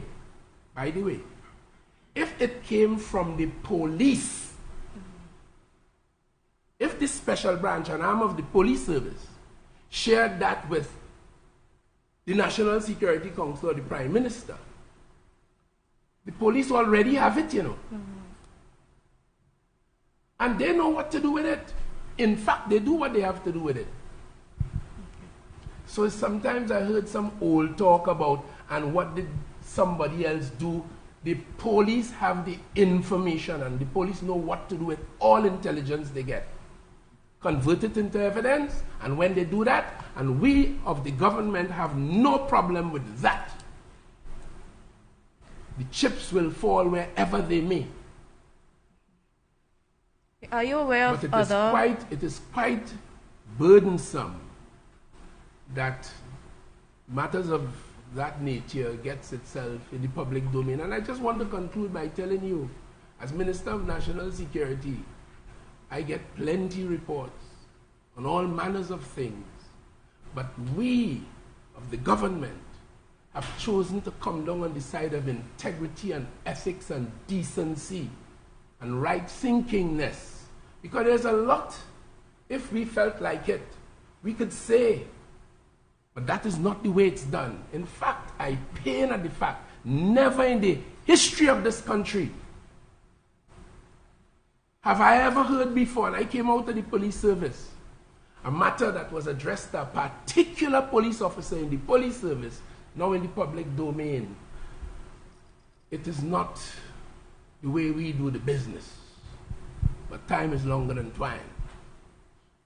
Minister, are you concerned that other documents could have been leaked to the public, and how does this impact national security? I don't want to speculate about the future, but all I could do is to assure you that this minister will uphold the dignity and the traditions and my oath and the expectations of the other professionals I must work with and the expectation of my Prime Minister.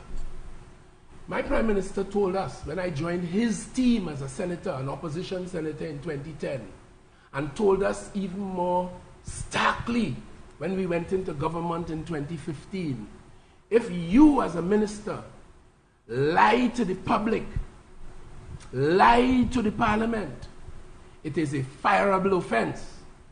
We live by that. We live with that.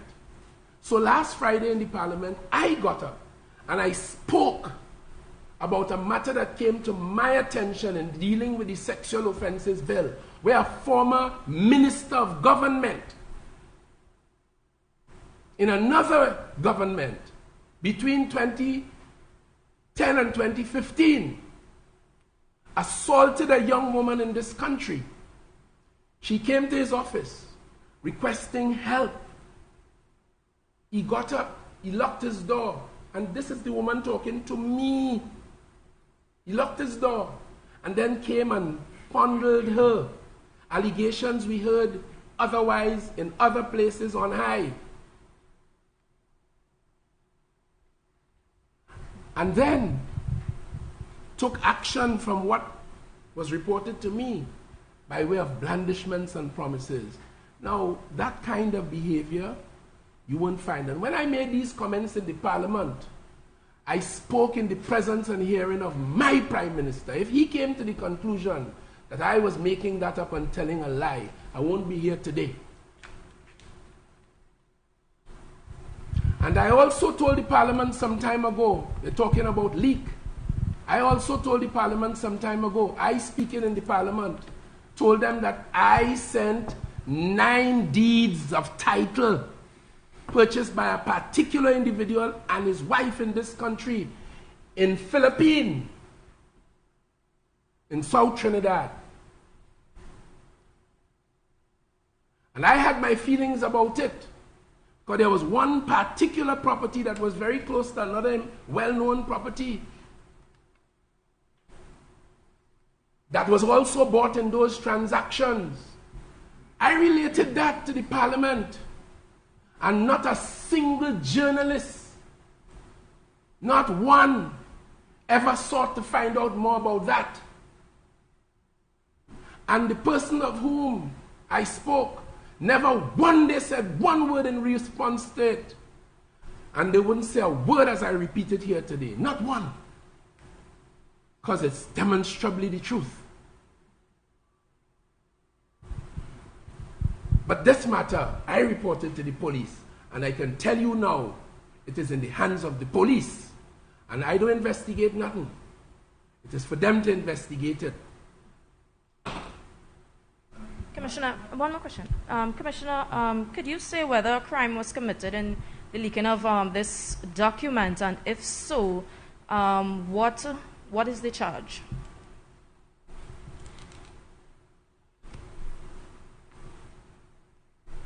Well, within the Trinidad and Tobago Police Service, right, other than the, there are written codes, right?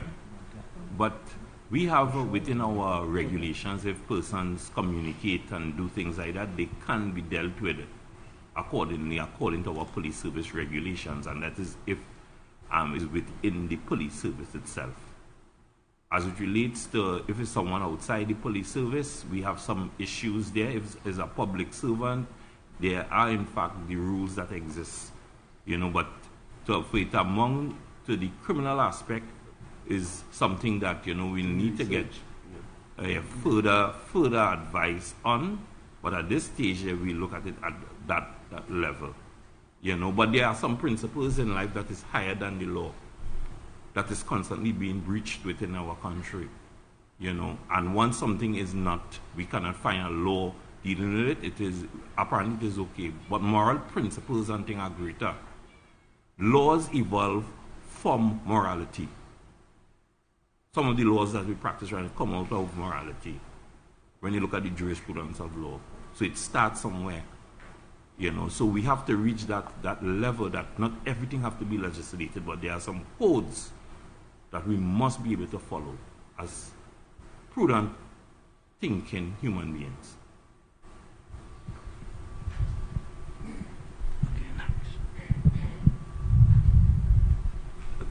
Good day, everybody. Sean Douglas, Newsday. It's just a very brief question, and I'd put it to the Commissioner and to the Honourable Minister. Basically, how would you describe the state of crime in Trinidad and Tobago now? We've had a series of things happening in the past fortnight or so. That there was a video clip of guys just shooting, letting loose with two other guys, somebody killed up in... We had a businessman who, Mr. Dindial, I believe, of Couva.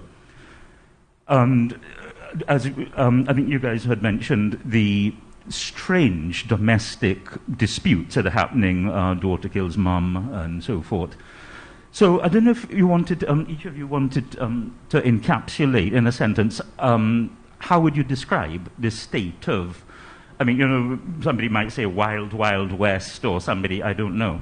But if Minister Hines and Commissioner Jacob, please.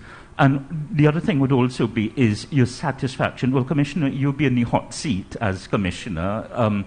We wanted to get your personal view of your performance and also Minister Hines' view of your performance. So the state of play of crime in the country and the Commissioner's performance from each of you, please. I'll tell you this. It is the Police Service Commission that has the responsibility for assessing the work of commissioners of police and deputy commissioners of police. It is not the ministers.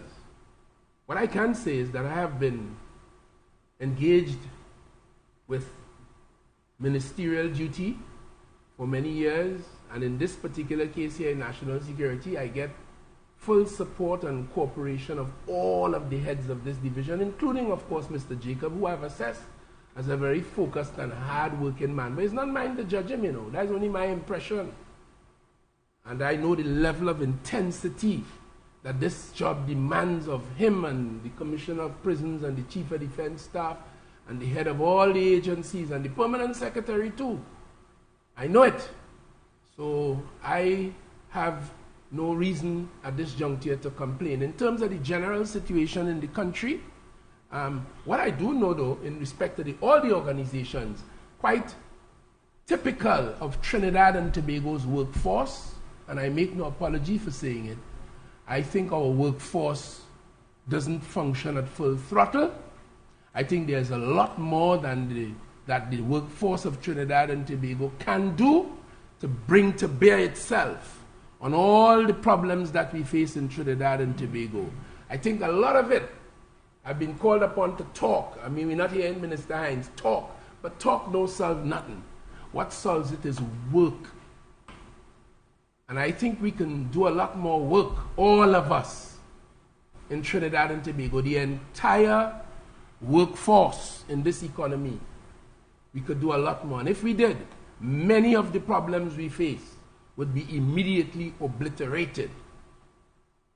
Insofar as the crime situation is concerned, it is horrendous. It is mind-blowing. It's crazy. I just add a few descriptions to that. But the bottom line is, human beings are behaving in those ways, but law enforcement has a responsibility to curb those behaviors. And we are quite clear from what we demonstrated here to do that there are some strategic postures we have to take in dealing with them. Whatever the motivation, whatever the adjective to describe it, the bottom line is, if we could get them 12,000 guns out of the hands of the misguided and criminal-minded, then the place will naturally become a cleaner and a more wholesome place overnight. So this is why a major gun retrieval effort is on the way. And I would like to see that, as I've been assured by the Commissioner and the other leaders on this platform, intensified. And we have called, both the Commissioner of Prison and the Commissioner of Police have yet again called on the public, who have far more information just by your vaster presence in numbers. While they have 7,000 in the police and X amount in the prison and the defense force, the bottom line is there are 1.3 million of you out there. Even children, 8 years old, know they have a good idea where the gun hiding in the behind the galvanized in the back of the community center, or in the garage, or in the bush behind there. And in order to win this in a whole of society approach, both commissioners, I heard them this morning, call again on the public to understand that this is quite serious. And make your contribution to making your country safer and healthier and better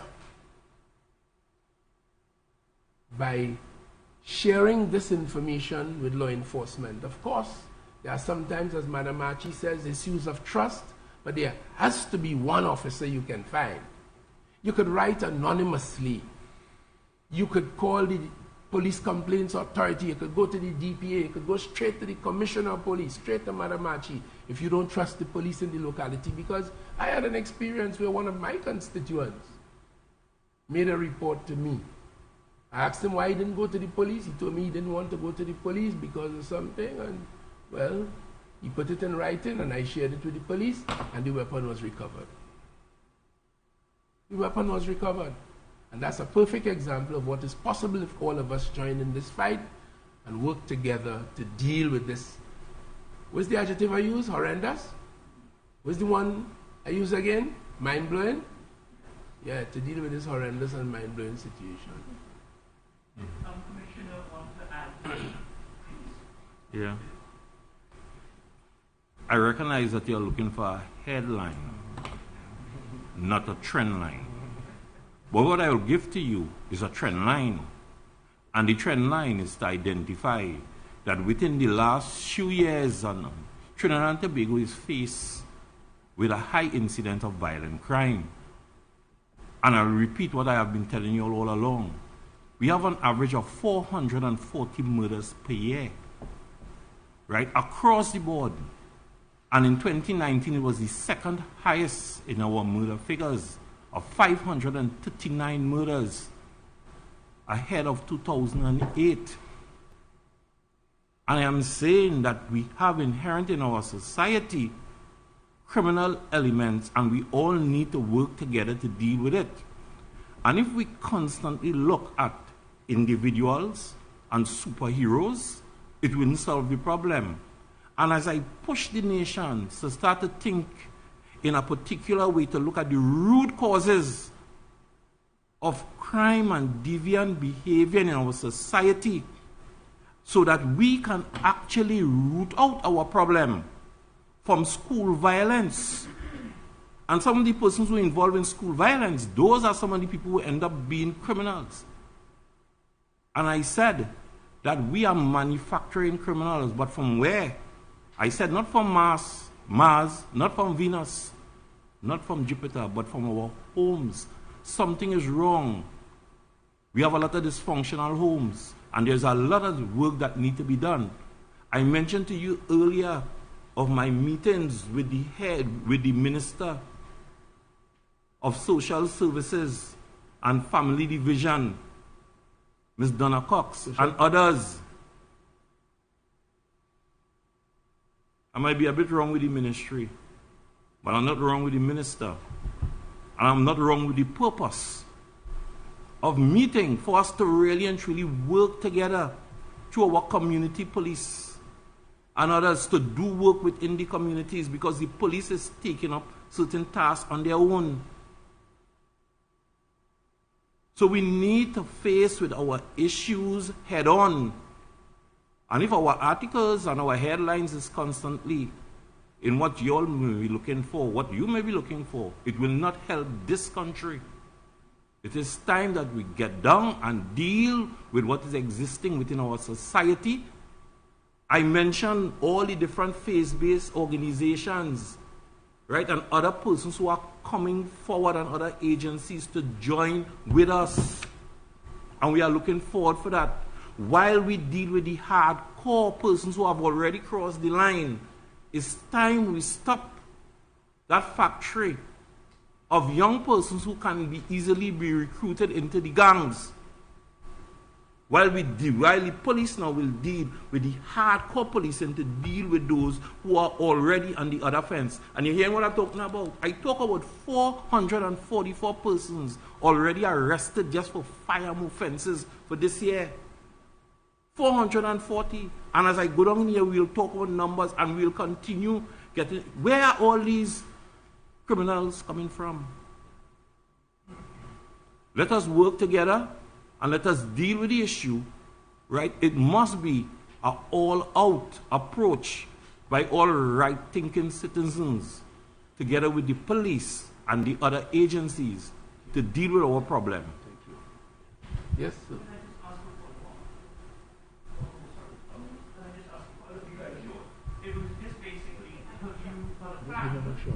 Oh, right, thank you. Because many speakers today, because you have said, yes, the crime is multifaceted, and you're absolutely correct that on one hand you want to put the lid on the kettle, the pot that's boiling over, you get those guns off the street. But as you now say, you want to stop the next generation in 10 years. So I'm asking, is there any plan to get the FBOs, the NGOs, and everybody to sort of rally together? Yes. Is there a plan? Yes, either? definitely. The government's policy is a whole of government approach. All elements of the government are brought to bear on this. Right. But education to housing, social development, youth development, it's a whole of government approach. But will you publicize something that individual citizens and groups could get on board with? Yes, that is done constantly on an ongoing basis from all the ministries. I mean, yes. Okay, because I'm not the saying it, for example... Within recent times, the Ministry of Youth Development has been offering a number of programs to attract young people, whether it is sound technology, music, all lots of stuff. Right, well, I'm glad you mentioned that. And the MyPad program, all of these things. Even in the prison, we have training programs. Up to last week, the commissioner was with me. We have several agricultural projects, all kinds of things, music. It's happening, even inside the prison. But do you lobby for that? Because I can tell you that there seems to be quite a dearth of youth programs compared to, let's say, 20 years. We'll discuss that more fully at another time. Right. I beg to disagree, but we'll discuss that more wholesomely another time. Please. Minister Robert Amar from Mo FM. Yes, sir. I am happy that you did set the foundation for the tone, and I want to quote two things from Hansard. This was Hansard report by Dr. Rowley in the Parliament on the 30th of July 2018. He says, I was a member of the government of Trinidad and Tobago when this crime story started to grow, when the first seeds of this crime explosion started, and everybody in this country was saying the way to deal with this is to bring Scotland Yard. I say that to you because I know we had the DSS matter, and I think we did engage something there. But he went on to say, I promised today as Prime Minister to make 10,000 copies of that document available to this country. so the population could see what is the police service of Trinidad and Tobago and to understand why we are losing the fight against the criminal element. It took me 1 year to get one copy, and I'm wondering what has happened with the other 9,999. Because as the Prime Minister said it, not me. I don't know what became of them, but it's good to know you have one. Next question. I want to turn my attention to the 10-year-old boy that was shot dead, gunplay in Arima. Can you tell us whether that young man had gunshot residue powder on his hand when they checked him, or do we use that in Trinidad? Is that part of our science? Which matter in particular are you talking about? The little boy is 10-year-old Christian Liverpool, who were still in tears on Friday morning. Christian was shot and killed at his home in Bellamy Street, Cookery Road, all right, Arima. Details enough, Mr. Singh. Yes, please, Mr. Amar. I know of the matter of which you speak. I can speak to the general issue of whether that type of science is used in Trinidad, and the answer is yes. I cannot tell you the results of it at this point in time.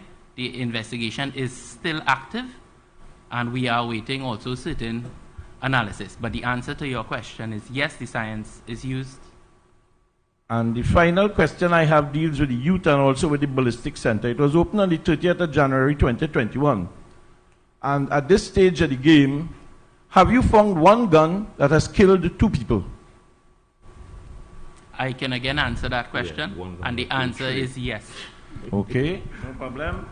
And I can answer, we have found one gun that killed 3 persons also. And one final thing, what are we doing about the youth situation and the violence in schools? I think I can venture an answer to that very quickly. As you might have heard, Mr. Amar, and you should have, you lead a very robust media house. The Minister of Education, collaborating in the whole of government approach with the Ministry of National Security, the Ministry of Youth Development, the Ministry of Social Development, she got a team that has been studying this issue. They have gone out to get particular statistics and facts and to report to the minister. I'm not so sure if they have already reported, but I know up to about 3 weeks ago, because I attended several of those meetings, and they had to provide a report which the government will generally once we get it and we study it, we'll formulate a policy for going forward. In the meantime, all of the systems of counseling and nurturing of the youngsters, and the police would go into it to deal with the more extreme cases of violence, because some of the behavior of some of the children is extremely violent and extremely criminal. And the government's position is, in those extreme cases, those youngsters have to be reminded of the serious consequences of their actions, because very often they're not too young to understand that. But for the most part, the approach is one of rehabilitation and restoration and counseling to see if you can guide them away from those tendencies and behaviors so that they could focus on their schoolwork in a system that is designed to produce a successful, balanced, capable human being, which many of our young people do. Only recently, I celebrated a young lady from very disadvantaged circumstances from Chinapumova in my constituency. She went to St. Francois Girls College. Her parents told me she got first place in tests all the way through from prep school, straight up to St. Francois at 6th form. And then she won a national scholarship in natural sciences. She wants to become a medical doctor, she says, and she's on her way. From the most disadvantaged circumstances. That is what generally is on offer, and the idea is where they're misconducting themselves and showing signs of the volatility of youth, to bring them in the mainstream with some counseling and some support and some encouragement. But in the extreme cases, where the gun will appear, where the knife will appear. Recently, about 6 weeks ago in Jamaica, in the same school violence, a child actually died. We don't want to experience that here. So those things are being worked out. All right, good. Those things are being worked out. And of course, when the policy is settled, it will give direction to those who must do it. But the minister is actively involved in that, and she has some very tight constraints coming from the cabinet in that regard. Thank you very much. Joshua Simongo, Guardian Medium, National Security Minister, you acknowledge that the crime situation is horrendous. You said a number of times that there are a number of complexities around the situation. Do you believe the complexities outweigh and, in other words, are above your ability as National Security Minister? Have you considered resignation given the horrendous situation of crime? Well, the answer to your question is no. I know what my responsibilities are. My Prime Minister knows what my responsibility as one of his ministers are. He's the one to judge. I don't think so. I know what my responsibilities are, and as I told you without boasting a while ago, I take them very seriously, and I tackle them as they arise. And those who I work with, from the permanent secretary and the 2 permanent secretaries here, and every one of those in national security will tell you we carry out our responsibility. But I don't function operationally, Joshua Simongo. Mine is about government policy. Mine is about encouragement and support. Mine is about providing resources. This morning I attended the sub-cabinet division of the full cabinet, that is FNGP, and I went there to put Ministry of National Security's case and claim for more of the national budget in order to fund the things that they need. When they bring that to me, through the PS, we have to find the resources. We are doing that. And as a journalist, I go out on the streets and I interact with people. There seems to be a perception, you and Commissioner Jacob spoke about the public coming on board. So if somebody knows a gun behind on a piece of galvanized, they come to the police and so forth. But there's a perception that police and the national security agencies only seem to detect middle crime, while the dons and the people at the upper levels of crime are untouchable. Well, I can understand that perception, but I can tell you as a fact it is not real. I've seen some who are not middle get locked up in this country. And So you can give certain guarantees that people are the people who are bringing in the guns, the cocaine. I don't lock up nobody. That's for Mr. Jacob. But from what I have observed, I've seen people at all levels. I've seen a prime minister in this country locked up and go to jail. I've seen ministers. But that was some time ago, Minister. Yeah, and they have, well, you know, I know. But, you know, so I've seen top-level businessmen. And I've seen them, all kinds of things. I mean, you know, but we have a criminal justice system. It moves a little too slowly for some of our liking, but I don't think that perception is sustainable. But I do understand, because I speak and I represent ordinary people, and I do hear that sentiment. And years ago, before I had the exposure I now have, I used to think that too, but I know it's not the case. And just final question. Recently in Rich Plain, of course, there was a police officer unfortunately lost his life to a police bullet. What does the TTPS have in place to restore public confidence after such a high-profile incident like that?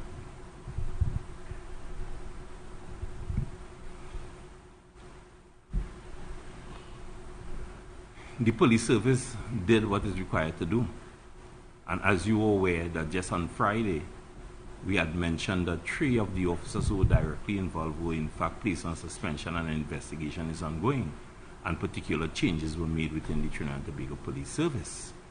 You know, and I mentioned earlier about the number of persons who, for the year so far, have been on suspension and the amount of charges. The police service is continually doing the work that is required to purge itself. We have the Police Complaints Authority there that is doing their work also. You know, and in relation to the previous question that you had asked, right, I want to make a call to the ACIB, the Anti-Corruption Bureau of the Trinidad and Tobago Police Service, and the FIB, to continue doing the work in a more rigorous and aggressive manner to get outcomes from investigations that are outstanding. So at some stage, when I sit here again, you'll be able to ask me another question. Right, it appears as though we have exhausted them. Yes, please. So sorry. Because we've been here now for about 2 hours. Luke, you're welcome. Alina Dudnas from Loop News. I'll be quick. 2 questions. Any follow-up with the reports on the children's homes, if there's any update? Are you guys aware if there are any persons of interest who may still be employed at those homes? That's one question. No, that matter was laid in the Parliament, and those who are responsible for further investigations are doing that.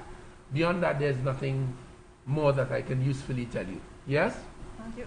Just checking whether on the TTPS side of things, whether there are any updates with regards to that as well? No, there are no updates at this time.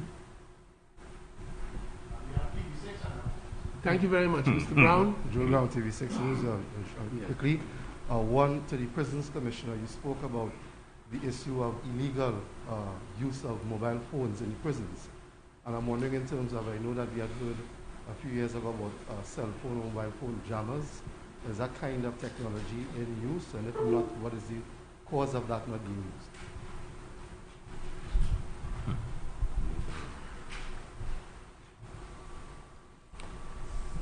I would assume that that technology is in use. Unfortunately, I've never seen one of those. Simple. Next question. Sorry, just a follow-up. So, if you haven't seen it, how can you be sure that it is in use? Just like every citizen, we hear reports of charmers and grabbers and so on. But I am not responsible for that. Who would be so? I can't say. Yes. That equipment, while based at the prison, is in the purview of the SSA, in accordance with government's policy. That kind of equipment, the government and the Prime Minister made it clear recently, all of that kind of equipment is within the purview of the Strategic Services Agency. All right. That's why the Commissioner was so coy. Thanks for the clarification. But correct. Yes. The other question, in terms of, we saw two incidents with shootings at bars over the weekend, one of which you would have alluded to, Commissioner, with 2 police officers injured and 2 civilians. In light of the fact that bars were among some of those sectors of the economy that were really affected during the pandemic and so on, what is being done to ensure that it doesn't become a trend that could also have a certain impact on a particular aspect of the economy that is still recovering from the pandemic?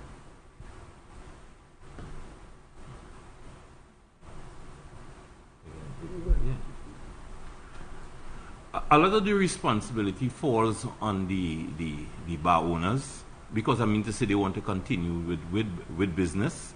We will do the policing to ensure that things go well, but they also, when they're recognizing things are getting out of hand, some people are actually going along the lines to organize illegal parties. You know, a bar is for a particular reason, but indirectly they go online and they organize parties and have large crowds. We are asking them to desist from doing that. Because if you're having a party, you get the necessary dancehall license, police will be there to ensure that everything go well. You know, we make sure that you're in a secure place. But when you organize it, otherwise in some instances, and then the police have to respond after the fact, like what happened over the, we tend to have difficulties. So we are pleading to the bar owners in order to adhere to the law, right? And at the end of the day, it will work negatively for them if they fail to do what is really required, the right thing. Great. Mr. Brown, and I just would say before we close, because you promised 2 questions, I would say that last Saturday was supposed to be Borough Day.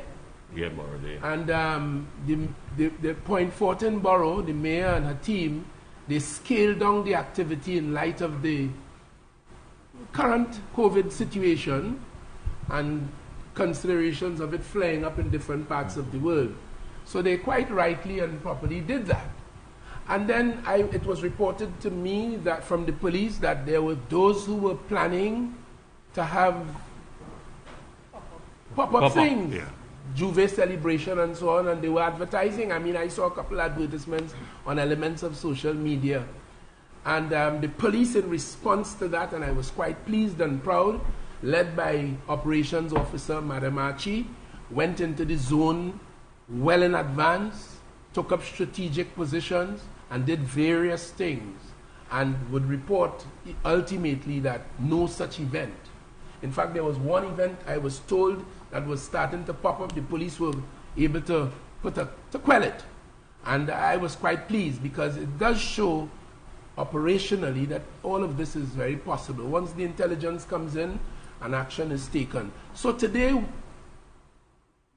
we have outlined from this platform some of the strategic postures that law enforcement has taken, is taking to deal with this situation in Trinidad and Tobago today. It has been agreed by some of you from the questions you asked that it is not a flick of the switch issue. There are several influences and complexities around this. But at the end of the day, there are some direct responsibilities for national security, and we are engaged in them, one of which is the retrieval. I would like to take this opportunity to say to the business community who spoke out, admirably so, I would like to take this opportunity to say to all of Trinidad and Tobago, we share your pain, we share the trauma, and the men and women of law enforcement who are sworn and paid to protect you are on the job. They have acknowledged that more could be done and that they are about doing so. I remain open, we remain open, me as minister and the entire law enforcement, to any information or suggestions or advice or even resources that the business community may want to contribute to this effort on behalf of the people of Trinidad and Tobago. I remain very open, as I demonstrated when I got a call from DOMA. If I get a call from any other agency and I know the commissioner and his team, they go around and they have community meetings and they interface with the public in those and other ways. So we are quite open to that. I would like to get the support of the public in dealing with this situation, as has been asked by the people on the table here today. And we look forward to continuing to working in your interest and to protect you from those who would otherwise want to cause you stress and pain and take your life. Minister, you want to take our last one? What is going to happen to the policemen that lose their lives in the line of duty? Are you going to see them get compensated? The law as it now stands and the police regulations have already, Mr. Amar, spoken to that. Right. So it's just a matter of continuing. Where a police officer or a member of the protective services unfortunately loses his or her life in the course of their duty, an arrangement is made for counseling, for care, for reaching out to the family, and as well for compensation in the sum of $1 million to the estate, the legal personal representative. Meaning not any Tom, Dick and Harry could come and say, give me the million. But once they get the necessary letters of administration to show that they are the legal personal representative, so when the state pays that to this estate, there will be no doubt as to the fact that it went to the right person. But it is in place, and I'm very grateful for your question. Good luck, and thank you all very much, ladies and gentlemen of the media and the people of Trinidad and Tobago. Thank you.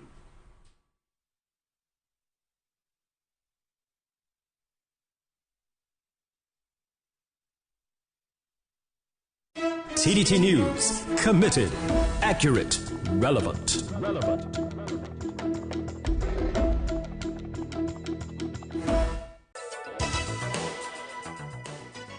The winning numbers in the National Lottery online draws for Monday, 9th May 2022 at 10:30 a.m. Playway, the number 18 Water Boat, Megaball called. Pick two numbers 24 and 6 in that order. Pick four numbers 6, 9, 8, and 2 in that order. At 1 p.m., Playway, the number 5 Parcel pick two numbers 3 and 3. Pick four numbers 3, 2, 3, and 9 in that order.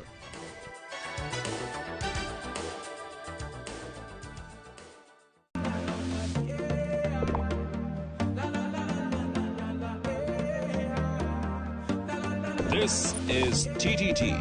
Live for local.